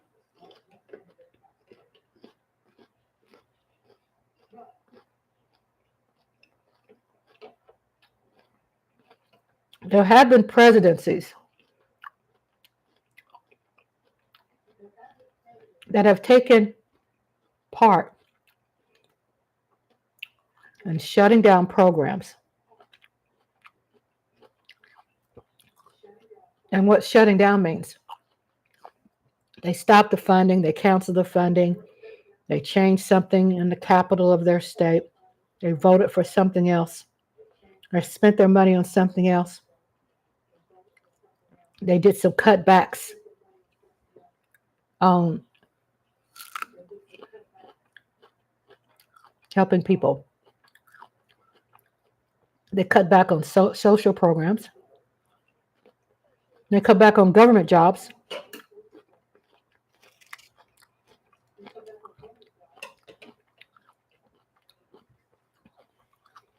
The reality of politics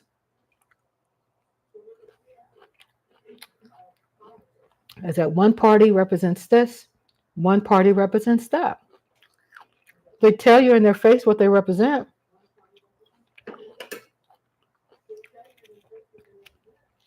The thing is, you vote, and you vote for what speaks your language. I'm voting for Kamala.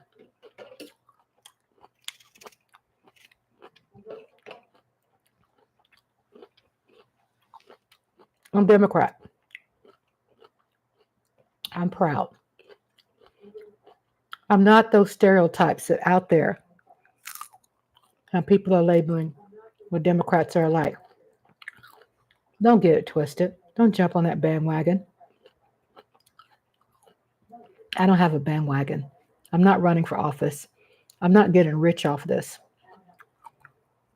Oh, nothing is influencing me. I'm eating a nectarine, by the way.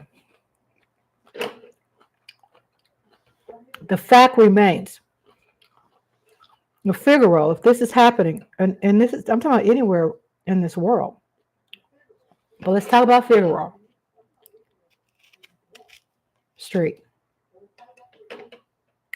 There's some neglect in governing there. I'm not blaming us all on the governor that's there presently.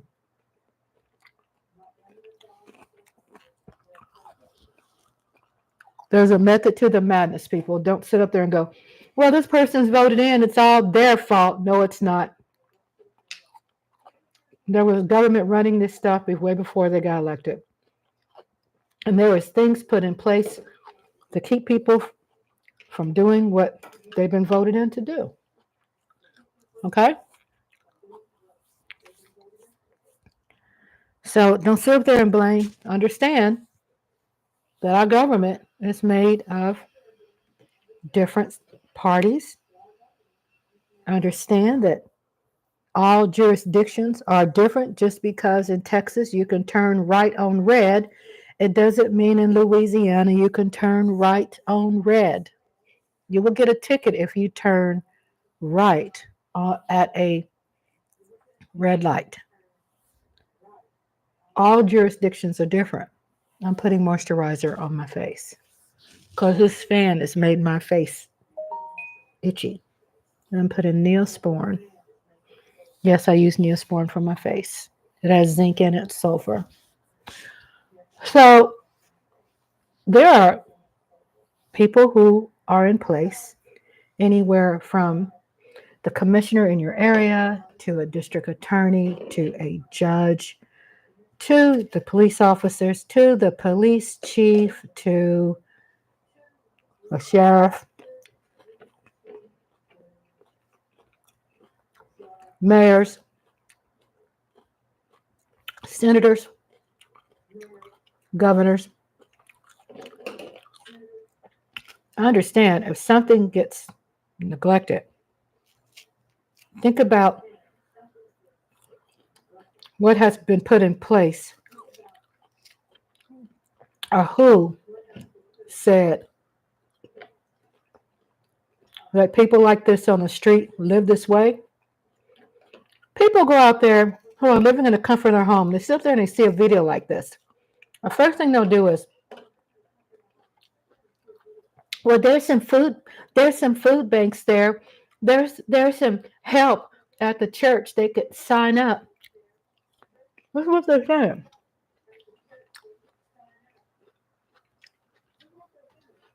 They could sign up for the program. People are giving away all this handouts, and that's what people saying. Everybody's situation is different, people. Everybody's mental health is different. There is not a one size fits all. Just because there are doors available for someone to walk into a place to get help, it doesn't mean that that person has the ability to make the decision to do it.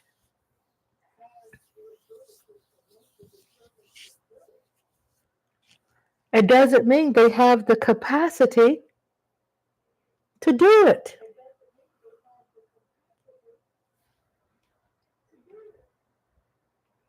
When you see people going, well, we voted this in, we had it built, blah, blah, blah, it's there, and we wash our hands from the rest of it and just walk away because we did what we needed to do. We did what we needed to do. We did our part. Done. It's not cut and dry. It's not black and white. Probably it's black and white. But it's not cut and dry. 1 minute, 48. 1 hour, 48 minutes until Rhonda's Lovely Sparks. Thank you for being here. I want to be here for a minute. I never time myself how long I'm going to be live.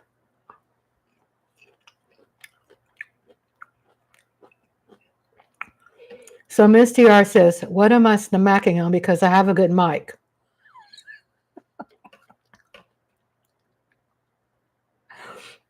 Miss Tiara is asking me, I'm back. Hey, sis, what are you smacking on because you have a good mic? LOL. Well, I am rudely smacking on nectarines.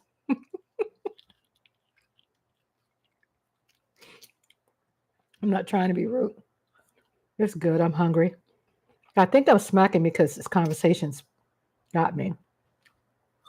You know what I'm saying? I mean, I'm okay with that, to have this conversation. I'm talking about just what I saw, but the more I get into it, the more positivity I have. Positivity? Is that how you say it? So facts are there's some neglect in the area, that it's historical. It's been going on for a long time. The people who just won office last year, 2 years ago, no, they didn't create the problem. Yeah, no, they didn't create the problem. This shit's been, excuse me, sorry.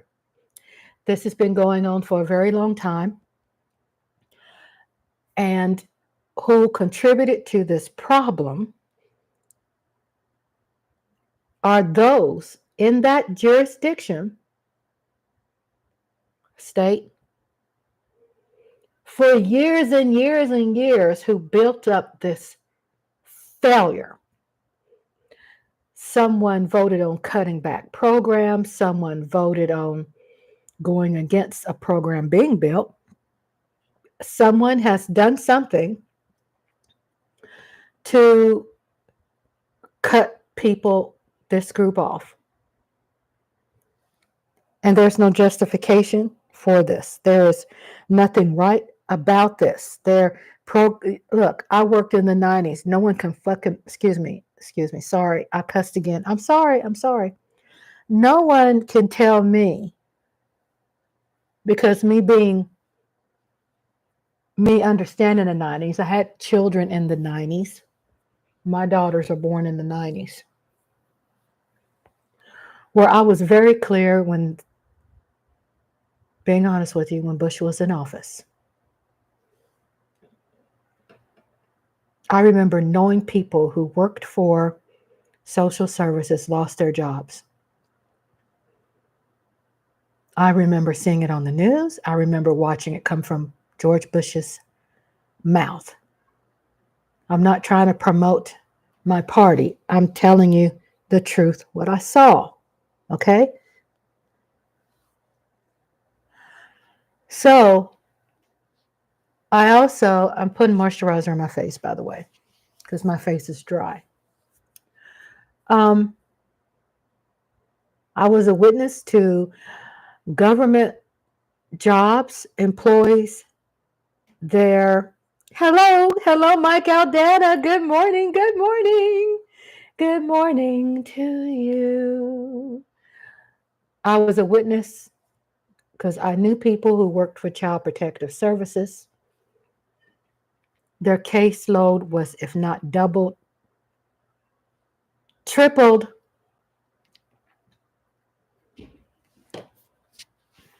Their caseload was tripled, quadrupled. You have satellite offices running.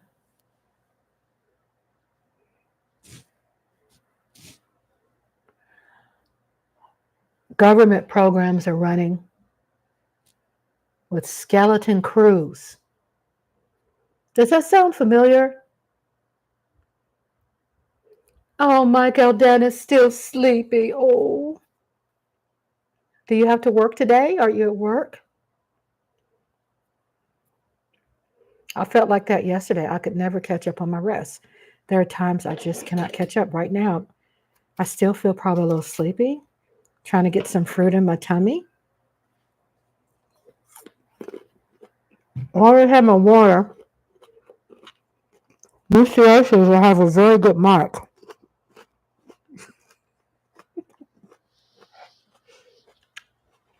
I'm smacking. Sorry. It's good.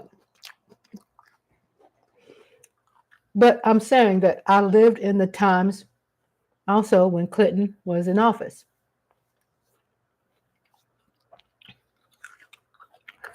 I just remember witnessing some things back then when I saw child protective services cases, social services cases were doubled, quadrupled. Now, I went to bed late yesterday. Oh, you're off till Saturday. Yay. Yay for you, sweetie. Welcome for sharing your time with me. I remember, I'm not taking Clinton's side. I'm just letting you all know what helped me. You know how when you're living through, please, well, please, praise God, you have the teeth to make the noise. I have some missing, and I'm so proud about it. Yay! I'm very proud of my teeth because I know I'll probably be losing some more. But thank you, Miss TR.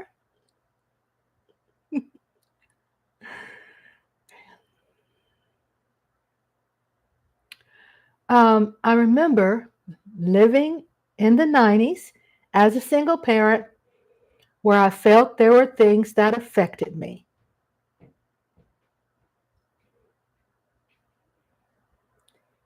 I understood my situation in that time.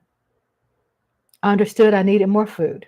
I understood electric bill was too high. I understood that I had two daughters to raise. I understood that they had to get to school. I knew that I had to buy soap so they could take a bath. I knew that I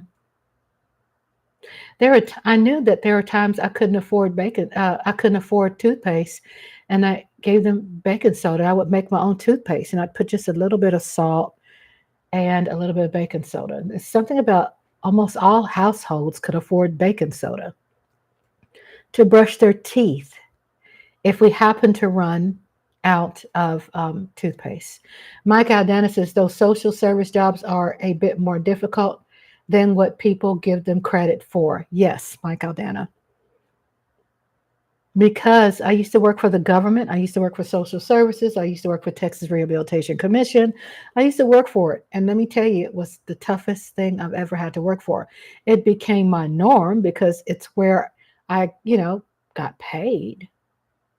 It wasn't like there was a lot of other jobs available out here in the rural area, but I could at least pay my bills.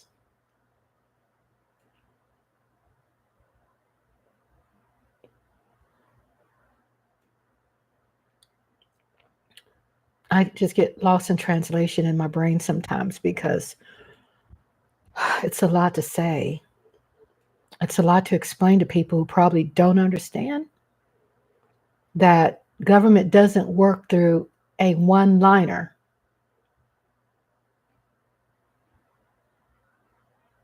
The government just doesn't work from a meme. Oh, someone puts a one-liner in a meme and, okay, well, I'm going to vote. You understand? It's like you really got to do your homework and just pay attention to certain things. You don't have to get your college, act like you're in college again or high school and the burden of books and stuff. You don't have to, but it'll be nice if you kind of can at least watch something that seems to be a little bit more reputable media that doesn't brag about being, oh, we just put some BS out there and we trust the viewers can make up their mind what they want to believe in. That's not effing good media to me. Well, Entertainment Tonight becomes better in reporting than a news media outlet, and guess what? Someone's got a problem. And the problem ain't the media. The problem is the type of viewers who are supporting that crap.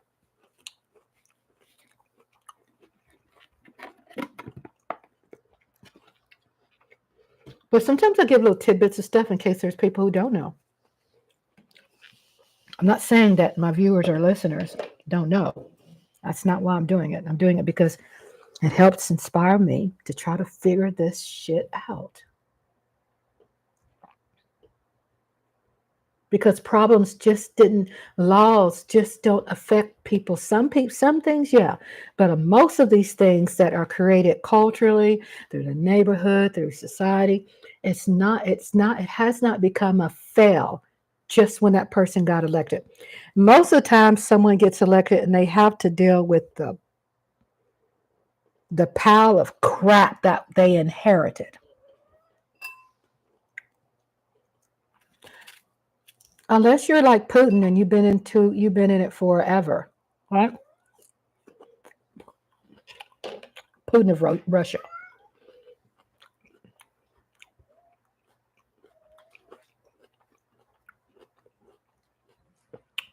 Most of the times people get voted in, they inherit this stuff.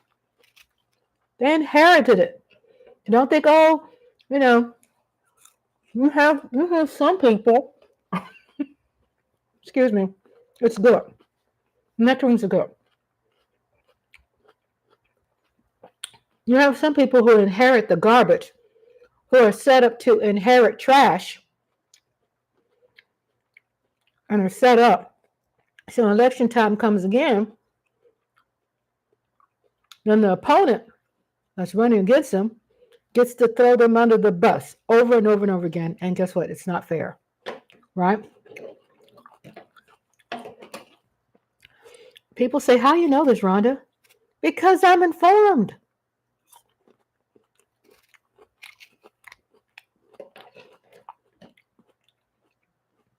Check it out. Well, putting on my glasses. You have to be willing to be patient and sacrifice a lot of yourself in whatever capacity is needed. Yes, Mike Aldana.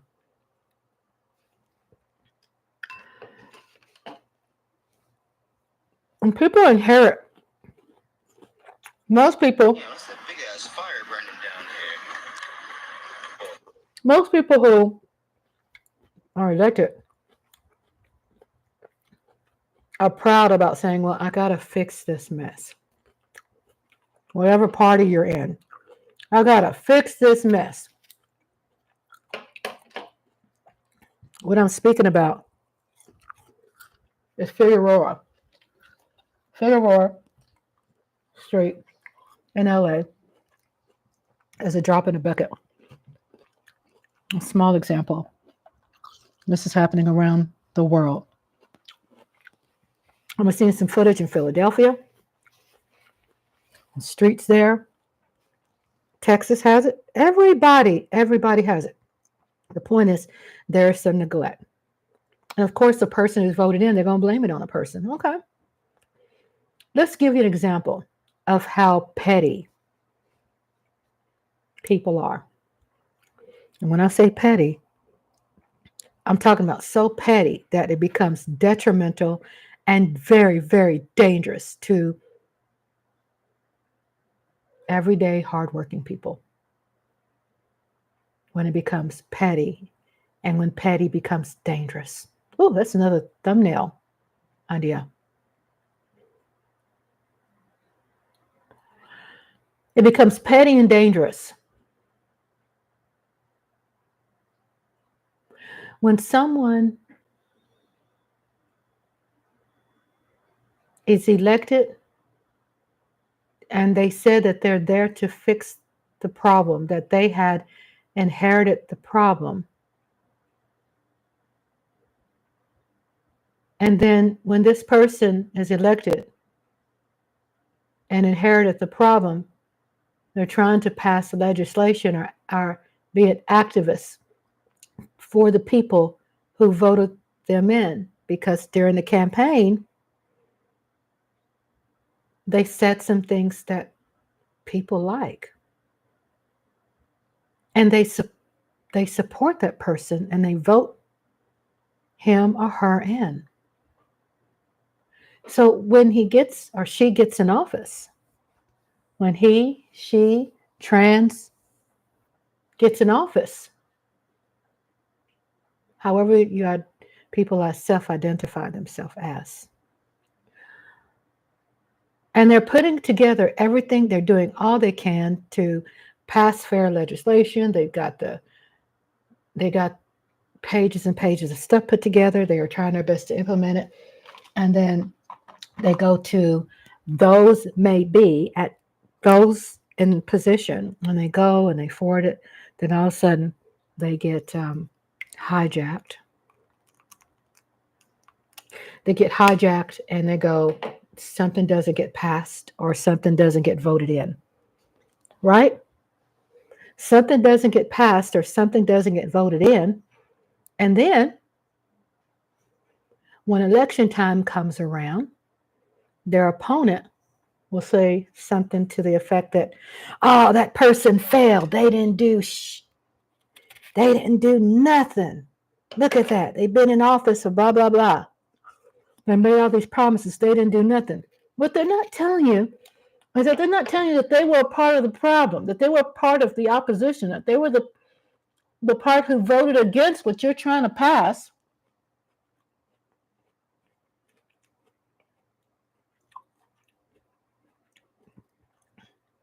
So they get hijacked.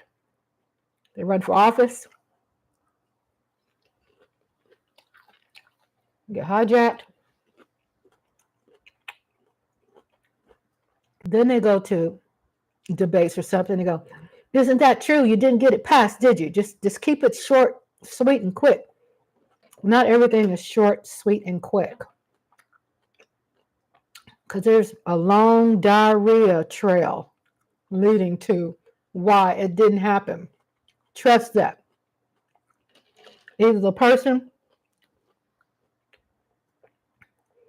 got hijacked, people voted in opposition of this person in office, voted against it. So guess what people have to do if you're a president like Biden and you can't get shit done? Let's say Barack Obama. Obama's known for can't getting shit done. What'd she say? Hold up. Let me finish my sentence. Because he had a Congress, a Republican Congress,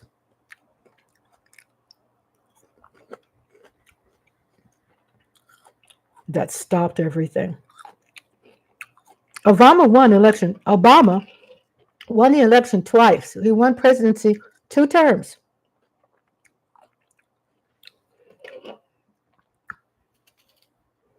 He won the election 2 terms. It wasn't a fluke. No one cheated. And so when they're running for office, you know what they say? Oh, he didn't get nothing done. Well, guess what, you piece of shits? You sure didn't help. You claim that you were a loyal oppositionist. It's a fact. Well, we're going to be loyal oppositionists. We're going to be loyal. They bragged about it. Anything he tries to do, we're going to be loyal. We don't give a shit how it sounds. We don't care how it looks. We don't care if it's decent. We're going to be loyal to our party. And that was the Republicans. I'm not a hype channel, y'all. I don't have the mindset to be a hype channel. I'm just telling you what I know. So, Obama, they say, oh, Obama wasn't able to do anything. He didn't do nothing. Well, guess what, you piece of shit? You voted against everything he tried to do. So, homie had to do an executive order. Because your ass blocked him. Because that's our good old United States of America way of doing things here in this country.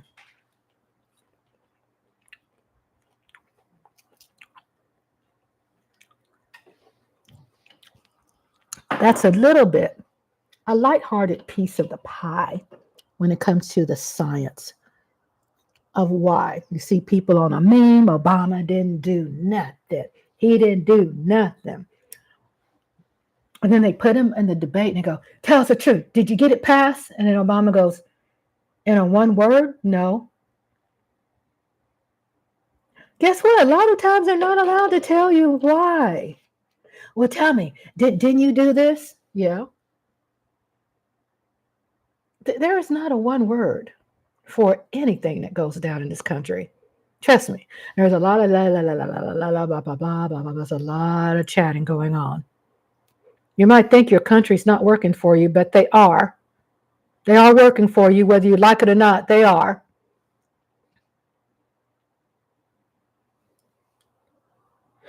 So Biden did some executive orders, the Policing Act. So people go, oh my God, you're violating this and that. And that. Basically, if you look at the Policing Act, yes, my husband and I read all of it. And what I like about it is there is some kind of, if there's some footage, um, if there is some footage on a police cam, then they, I believe, have to release it in 30 days, where before you, these, especially hick towns, I'm not saying that these big cities are exempt from being bad people. No, it's probably definitely worse in the big cities. But let's say in these towns who wants to be and wants to cut Texas off from the rest of the country, which that shit ain't gonna be going down.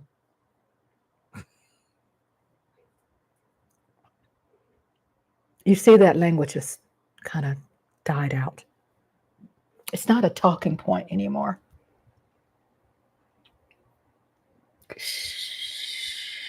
It's not a talking point anymore for Texas to be independent, that we have to cut Texas off, that we don't need the rest of the country. F that. Dooley squat. People are like, no, no, no, no, no, no, no, no. Don't believe the hype, please. Believe the bullshit, though. Believe what people are saying. You better listen. Don't sit there and go, oh, this ain't going to never happen. You better be proactive. You better be proactive in voting. Because if you don't, then just because you don't give a shit right now, your grandkids are going to have to pay the price. Someone that you really love. You're going to fall in love with somebody one day, and you're going to end up being the wife or the husband of someone of a presidential campaign. And then what will you have for your campaign? What kind of material will you have to be proud of to share as far as what you contributed in your youth? Not a damn thing. You don't know what's going to happen to you. My question is, ask yourself, are you presidential material right now? I swear. We still have a good president. But what I was saying about Figueroa Street in Los Angeles, Asia says a shout out to Mike. Did I read? You have to be willing to be patient and sacrifice. If someone inherits, that's an office that inherits the mess, which we can look at just an example, which is Figueroa Street. That's an example.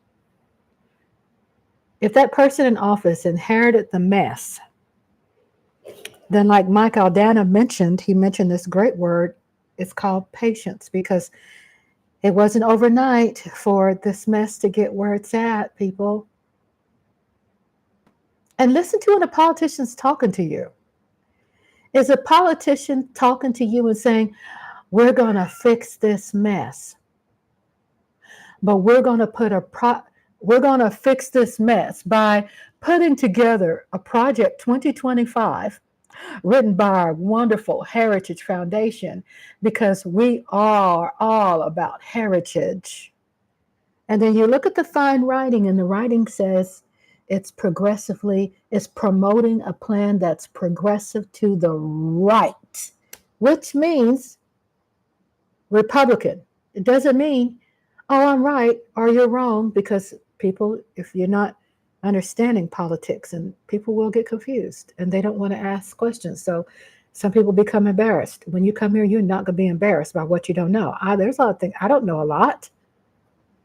I've just been reading for years, you know what I'm saying? And it just started accumulating, right? Knowledge started accumulating, okay? So you have this person that inherits the mess. A meme is out. Obama didn't do shit. Biden ain't doing shit. He's the most laziest thing in the world. He's falling asleep. Sleepy Joe. He's lazy. He falls off his bike. He's old as shit. Listen to those code words. I mean, what's so crazy is that they already got a bunch of dumb words to talk about Kamala. that she's not educated, that she's slow. Have we heard that before in our Black history? It's our Black history. Just because people out there is not Black, it doesn't mean it doesn't comply. History is our Black history of all complexions. It's our history. It's history. It's America's history, right? So let me clean my nose. I have the fan blowing on me, so I do kind of lean over because I don't want anybody to see me clean my nose because I'm human and I have to do things to my body. Because if I wasn't human, then I would be a robot and I never had to wipe my nose, right? I had to wipe my nose. So,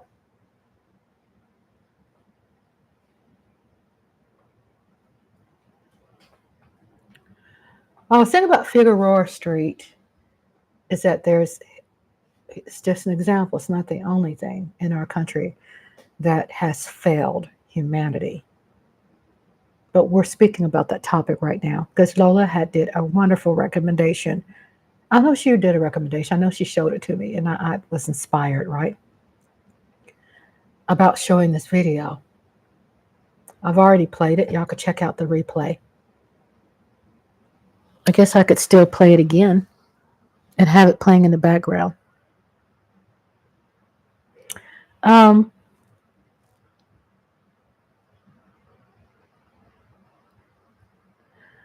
That there is a method to the madness. Don't believe the hype.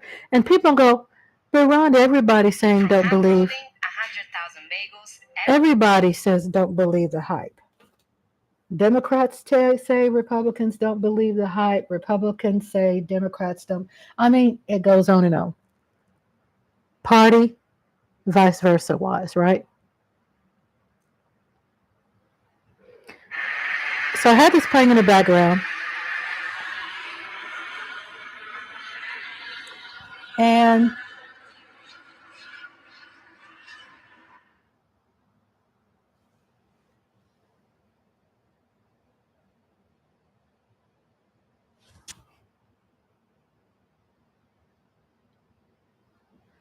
it was just my reaction, and I'm giving my reaction about how this ties in together. And it does. And this is why I was talking about politics and how this all has something to do with one another.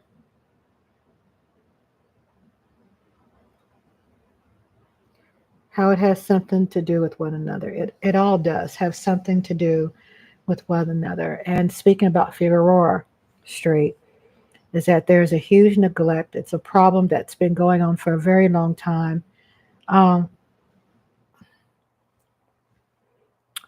It's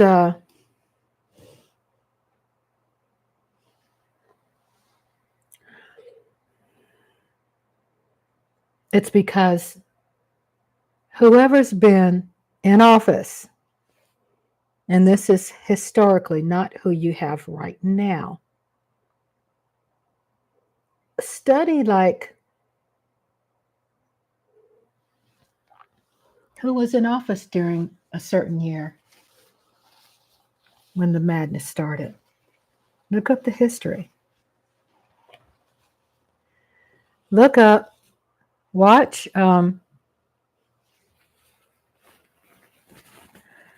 what's been going on.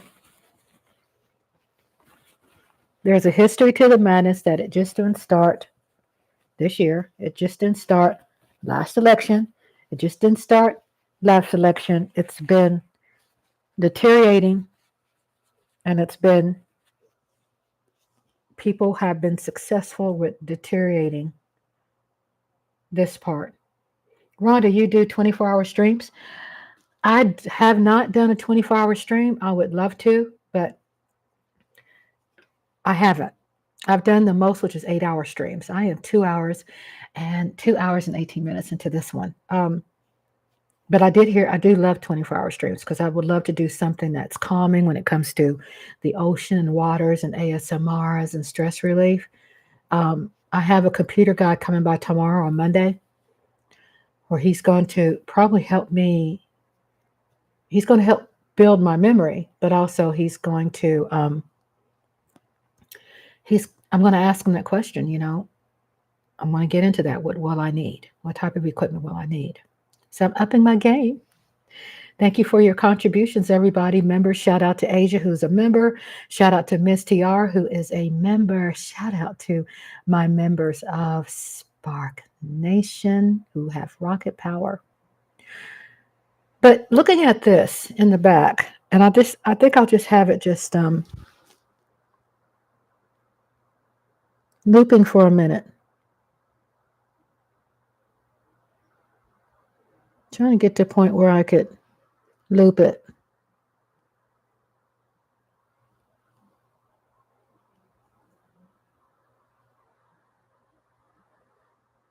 Trying to figure out looping. They used to have where you can loop, and now it's like doesn't seem to have that.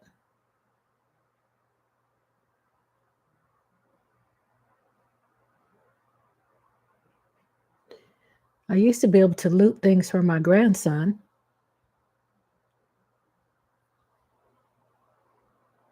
Because when he watched something, he'd like to play it over and over again. I see settings, quality, playback speed, lock screen, additional settings. Okay, loop video. Okay, here we go.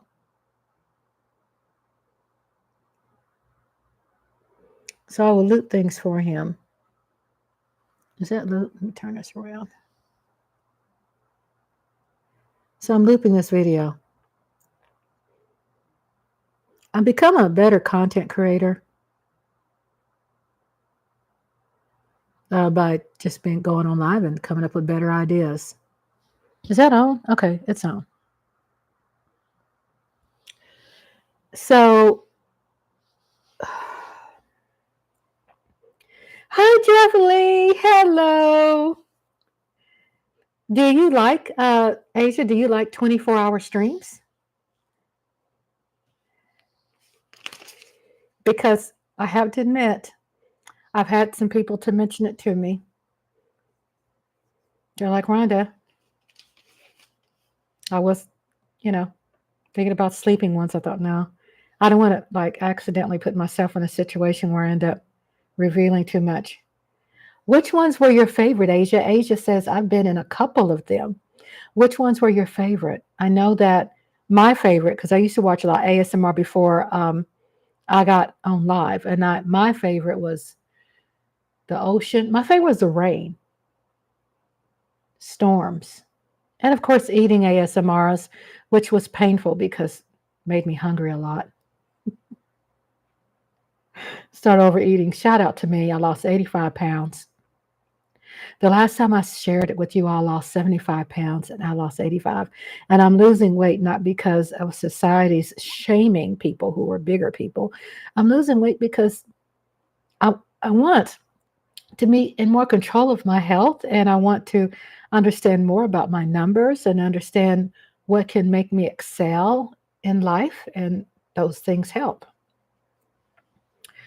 Okay, so this is going to be looping, and it's going to play this video. And I should have done this earlier, but I didn't know, right? So while I'm live, I'm learning new things. So a lot of people end up getting misconstrued about the nastiness of politics, and why things happen the way they do. And this place is no way fixed where when someone's voted in that they have the ability to do everything that they talked about on the campaign trail without their constituents and the opposition to vote it in. That they can't do it by themselves.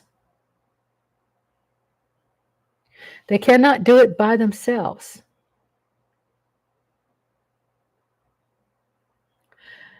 But their campaign is what people represent, right? And this is what they want to do.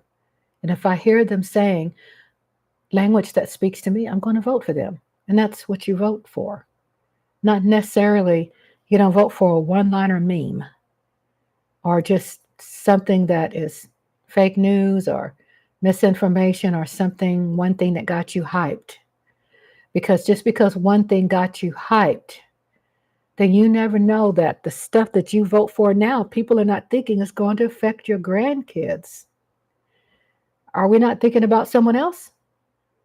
I mean, the kind of life I live right now, it's because a lot of great people in my family voted. Sometimes things just don't take in position right away. It takes a while. Let's see if this video loops.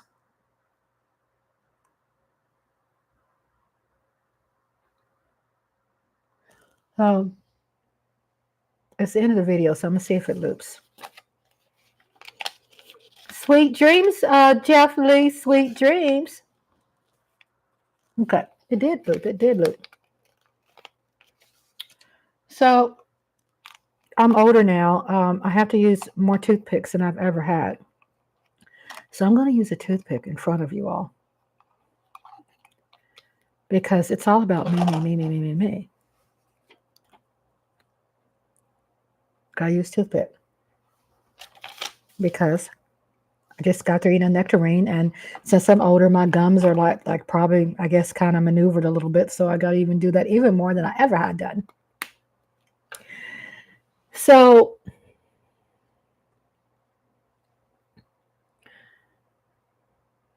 we hear someone speaking, or hear someone running a campaign, and they speak to us, and then people, it's just not cut and dry where, oh my God, I vote them off as they haven't done a damn thing for me. It doesn't work that way, y'all.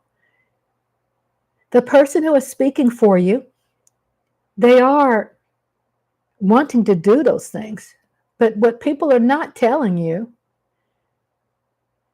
is, and it's not a secret, but I'm saying the people who are speaking mean about someone else not doing their job.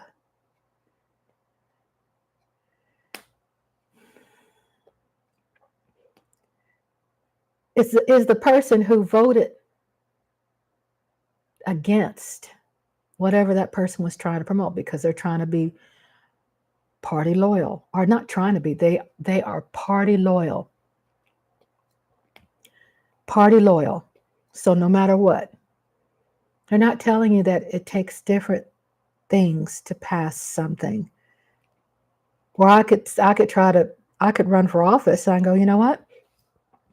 I'm going to clean up the streets. And how I'm going to clean up the streets in Figueroa is that I'm going to build more programs to help with people with mental health. This is my campaign, right? With mental health, I'm going to provide programs that have been diminished or not funded, and funding has been taken away. And I'm going to build shelters for the homeless, and I'm going to do this and that, right? You'll vote for me. And then you hear the opposition go, he ain't going to do blank, because you know why? They are like, we're going to screw them over because we have the dominant vote, and we're going to vote them out. We're going to make sure that they don't get nothing passed, because we're about gentrification, and we just want to like draw the red line and draw these lines on Figueroa Street, and red line and draw these gentrification lines, and draw these lines where it could pretty much benefit a certain party and not benefit whoever that they oppose. People don't understand why it's so important to complete a census. Exactly, to complete the census that Ms. Tiara says. So planned footage of Figueroa Street is that this is a problem that's been going on for a very long time. I was sharing, check out the replay, I was sharing with people that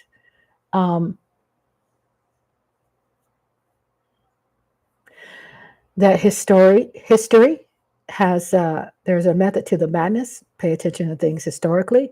Why are people saying what they're doing today? Once you study it, you'll be shocked. You will be like, I cannot believe this. I can't believe I thought it was like this and it was that. Check out Leslie Jones. I like her. I'm on her TikTok, and she talks about how she was just uninformed about politics her whole life. Leslie Jones, she's a comedian. You know her probably on Saturday Night Live, on some night shows. She talked about knowing nothing and didn't give a dang about. This is Los Angeles, California, and she talked a lot about. What was I saying? What was I saying? About Figueroa Street and talking about how things, how history plays a part and why a person didn't get this and that passed because the opposition voted it out. Because the opposition canceled it and they got the majority of the vote and they said, we're just going to sabotage everything you try to pass. That's how it works. I'm not saying I'm for it. I'm not saying I agree with it. I do say I like politics, but I like the politics that I support. And I know how to fight against politics that I don't support. And then there be those that could say, oh, she's uninformed. She doesn't know much about politics. She's just a Democrat and she wants to get free food and a handout. And she wants someone to do another stimulus package. You're talking about the wrong person. I want to do what the F I want to effing do, by the way. But don't put people in a basket. All in one basket. Because whatever people are doing, they have good reasons. I was talking about voting. Leslie Jones, that's who I was talking about. So Leslie Jones, she talks about it. I'm not talking about her. She talks about it, about her, didn't understand it. Then all of a sudden, with her not working, what really opened her eyes when she was on Saturday Night Live, and it was the Republicans who did come after her with a vengeance. Leslie Jones, and talked about her being dark, her complexion was dark, talked about her being all of this. And then she, at that time, became very suicidal. So the country rallied, good people rallied around her and uplifted her. And she has rebranded herself and she's doing what she is true to, and rebranded her so much where she lost her identity.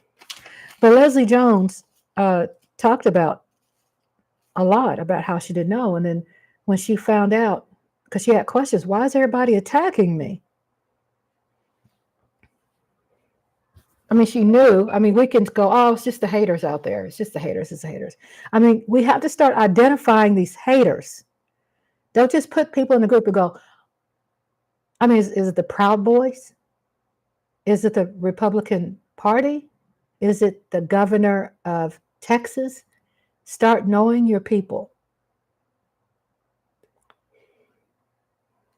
Is it, start name calling. Such and such did that. Such and such did this. Don't skate around it and go, well, it's just haters. Who are the haters? Identify the haters so people can follow the story and then have their own judgment. It's out there. So far, as we know, internet hasn't been taken from us Americans yet. Miss TR says, yep, I'm down with getting a new stimulus package. It will help me big time. I can get things fixed around my house. Yes.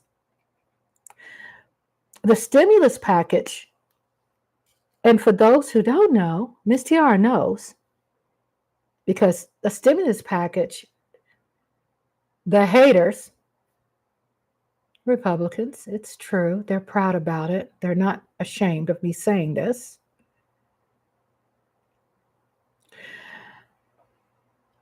Will make you feel bad and say, oh, well, it's a handout. It's for those broke ass.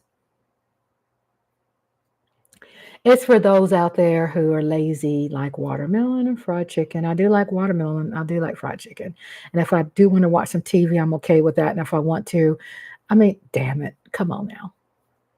What did that special man say? That is Kamala Harris's running mate with her, the new vice president. The choice she made, he says, mind your damn business. Mind your damn business. So Miss Tiara says, but it's known they are the first in line. So when you look at what I was saying to people out there, when you look at the stimulus checks, these intelligent people that have been voted in office is supposed to be represent America and not just party, but then you have some that just brag about F that, I'm going to represent the Republican Party, F all y'all, right? But these people know what's going on. They're just selling you a bunch of Y'all, the stimulus package was passed to stimulate America's economy. It's not a handout.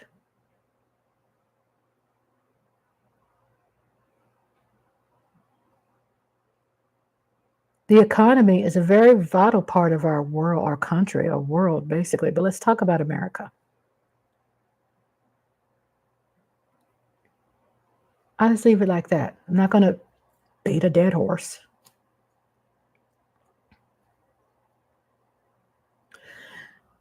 Figueroa Street in Los Angeles, California. The topic was brought up because it's been mentioned by people in the chat room a couple of times to probably use it to insult someone. Let me take that back. I'm transparent.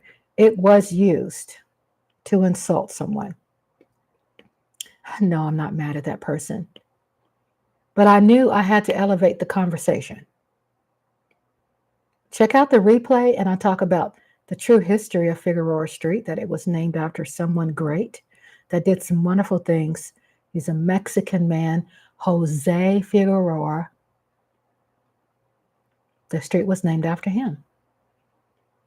There's a lot of things happening with Kobe Bryant, and his passing. Some wonderful things are growing for that area. Guess what? These people are growing things in that community, which I end up, saying and giving you a long list of what they're going to be doing great there. But they understand, they have people and investors that's going to put money back into this place because it can only thrive based upon what's invested there. And what is invested there is arenas.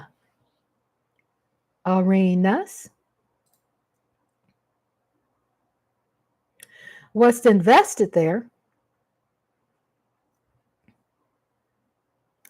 is Kobe Bryant Boulevard. They're looking into doing something like that. The development is Streetscape Project is a city-led effort to beautify and improve the boulevard by adding pedestrian-friendly amenities. In order for this to happen, money has to come from somewhere. Raising taxes, I could afford a nickel and a dime.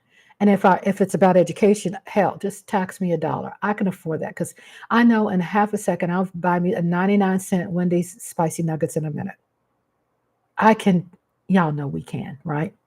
We can contribute something. But in order for Figueroa to become successful, is that they have to what? Stimulate the economy. Like that's what the stimulus checks were for, right? Stimulate the economy.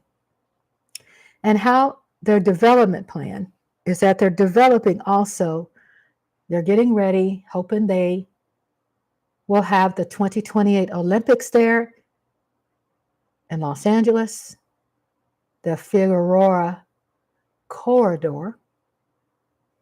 Streetscape project is a city-led effort to beautify and improve the boulevard by adding pedestrian-friendly amenities. The beautification project began on 7th Street in downtown Los Angeles by Crypto.com Arena and terminates at Exposition Park at USC. In order for Figueroa to thrive, is that development has to happen. And you have people who are developing projects like, thank goodness to Crypto.com. They were the start of it in downtown Los Angeles. That's going to extend on down, which is the longest street in the United States of America, as I read, Figueroa.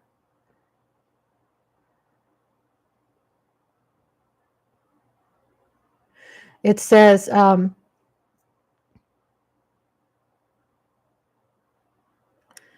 historically,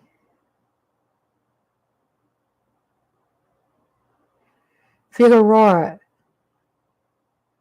and I'm trying to find it right now, is the longest street in the country. Let me make sure I get this right, because between Olympic Boulevard, northbound, after passing through downtown, Bunker Hill, Resumes, after run roughly parallel, connection, measured distances to Los Angeles, Figueroa Street with Adams Boulevard.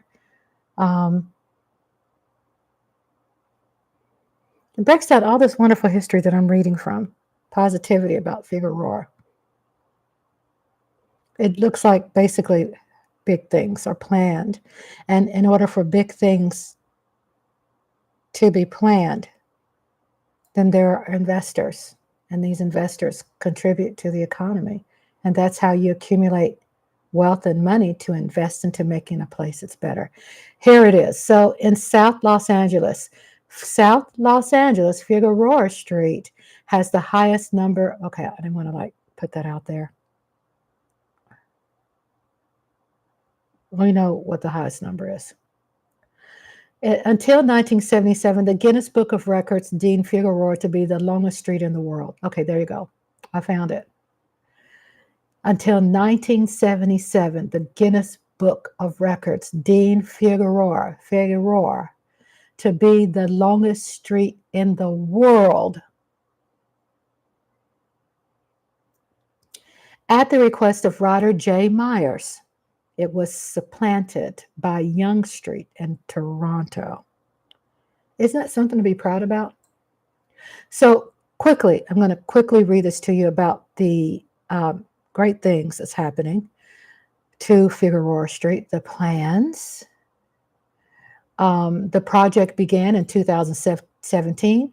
It ended in 2018. It aimed to improve transit and pedestrian access, protected bike lanes, totally protected by physical barriers, a more organized and efficient street by adding better signalization and signage, high visibility crosswalks, transit platforms, more street trees, public art, and wider sidewalks. The $20 million Figueroa Corridor Streetscape project was funded by a Proposition 1C grant. After delays, work was expected to commence in the summer of 2016 and was expected to be completed March 2017 when Prop 1C grant expired. The Los Angeles 2028 Organizing Committee planned to use this corridor as a planned live site, an area dedicated as a central pedestrian corridor linking all of the downtown LA venues together during the 2028 Olympic and Paralympic Games.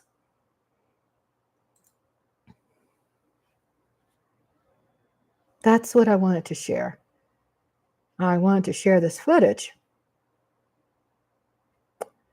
on what it is now that it wasn't always like that. Eastside Harold, what's up? Eastside Harold is a Houston, Texas fan. I'm a Cowboys fan. How are you doing, Eastside? I see he's got all eyes. Yes.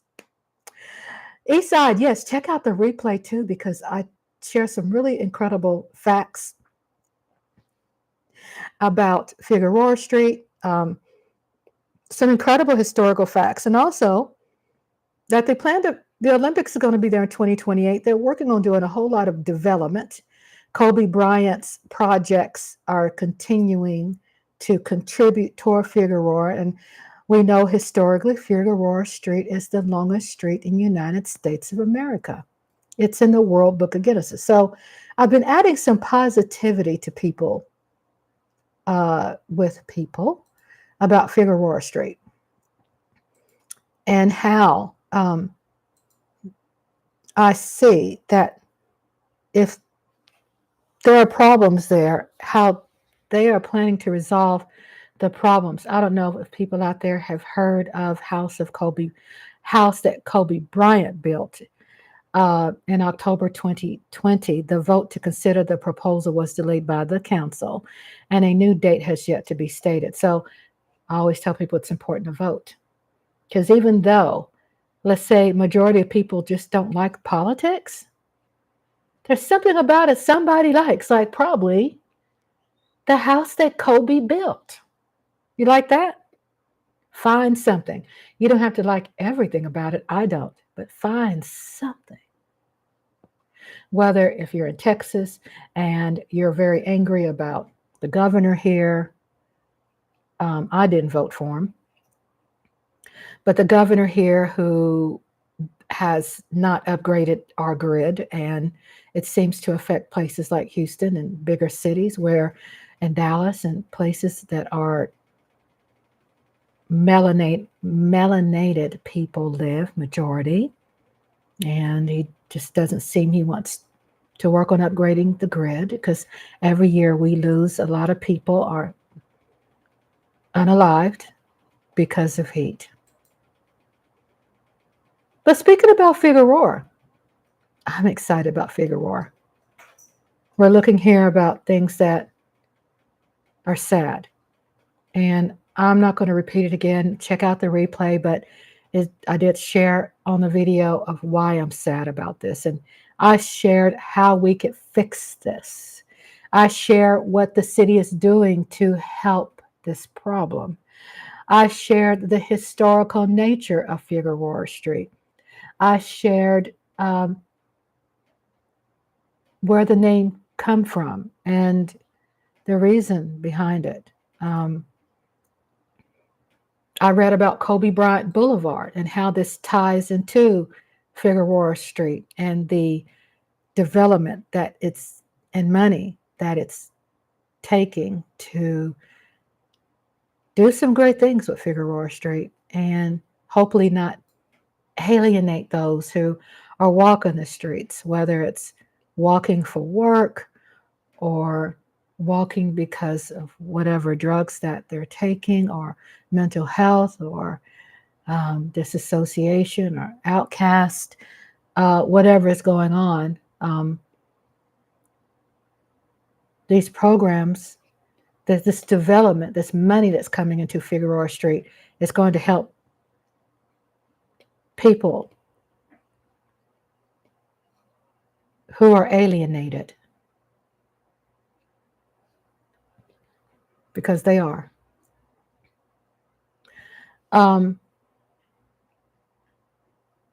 One of the longer streets in the city, it runs north-south direction for more than 30 miles from its southern terminus at Harry Bridges Boulevard, one of the longest ones, to the city of La Canada in Canada.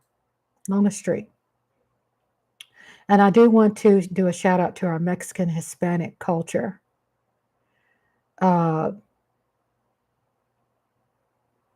That how this was inspired. It gives me the location. But the history is that the street is named for General Jose Figueroa, born 1792, died September 29, 1835, the Mexican governor of Alta California from 1833 to 1835, who oversaw the secularization of the Spanish missions in California. Secularization means a multi-layered concept, transitioning from a religious, more worldly level. Secularization has different connotations, but I'm thinking it definitely means the lifting of the restrictions from a certain clergy and growing to have more enlightenment, modernization, rationalization. Pretty much sounds like equality and fairness. Sounds like he contributed a lot during his life, which was started in the mid 1700s.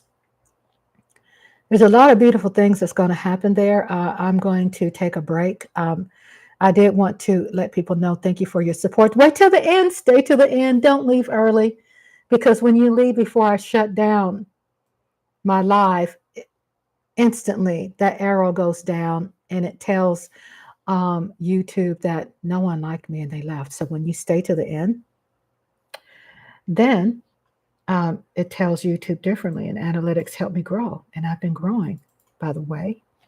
I've been growing. Show your support by smashing that like. I'll probably be back in an hour or a couple of hours. I'm coming back because I got lots more to talk about. And what I'm going to talk about is how vintage movies saved me. I'm going to talk about different things like, don't leave yet, Asia. Doris Day, Bewitched, cartoons, Frankenstein, Elvis, how all of this inspired me. I'm going to come back.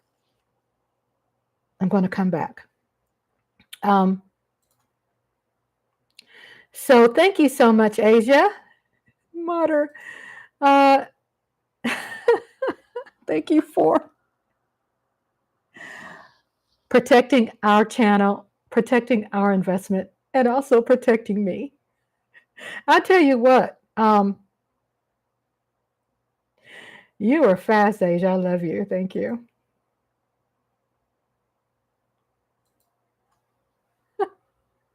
I had to laugh because what I laughed about, I was really disturbed by that comment. But at the same time, I laughed because how quick Asia was. I love Asia. I love her. I love her. Thank you for your loyalties. I'm going to be back probably, like I said, about an hour, probably an hour and a half, not long, just to talk about, and I probably won't be that topic. I'll probably be changing that. But I want to give, I always try to give 3 hours minimally, and it might end up going into 4 hours, but this one's 2 hours, 52 minutes, and 9 seconds and counting. And to Rhonda's Lovely Sparks, thank you for being here and your support to Rhonda's Lovely Sparks. And thank you for being a part of my journey as I grow to become a better content creator, as I'm spending probably $400 on getting my computer stronger so I can do more movies and do faster movies, because when I could do more movies and do them faster, it gives me some time where I could step away and I can go on live. I can do more things for my friends here, for my family. So it gives me more. So thank you all for staying to the end. I love your support. Always remember, stay to the end. Tell a friend to tell a friend, and I'll be back.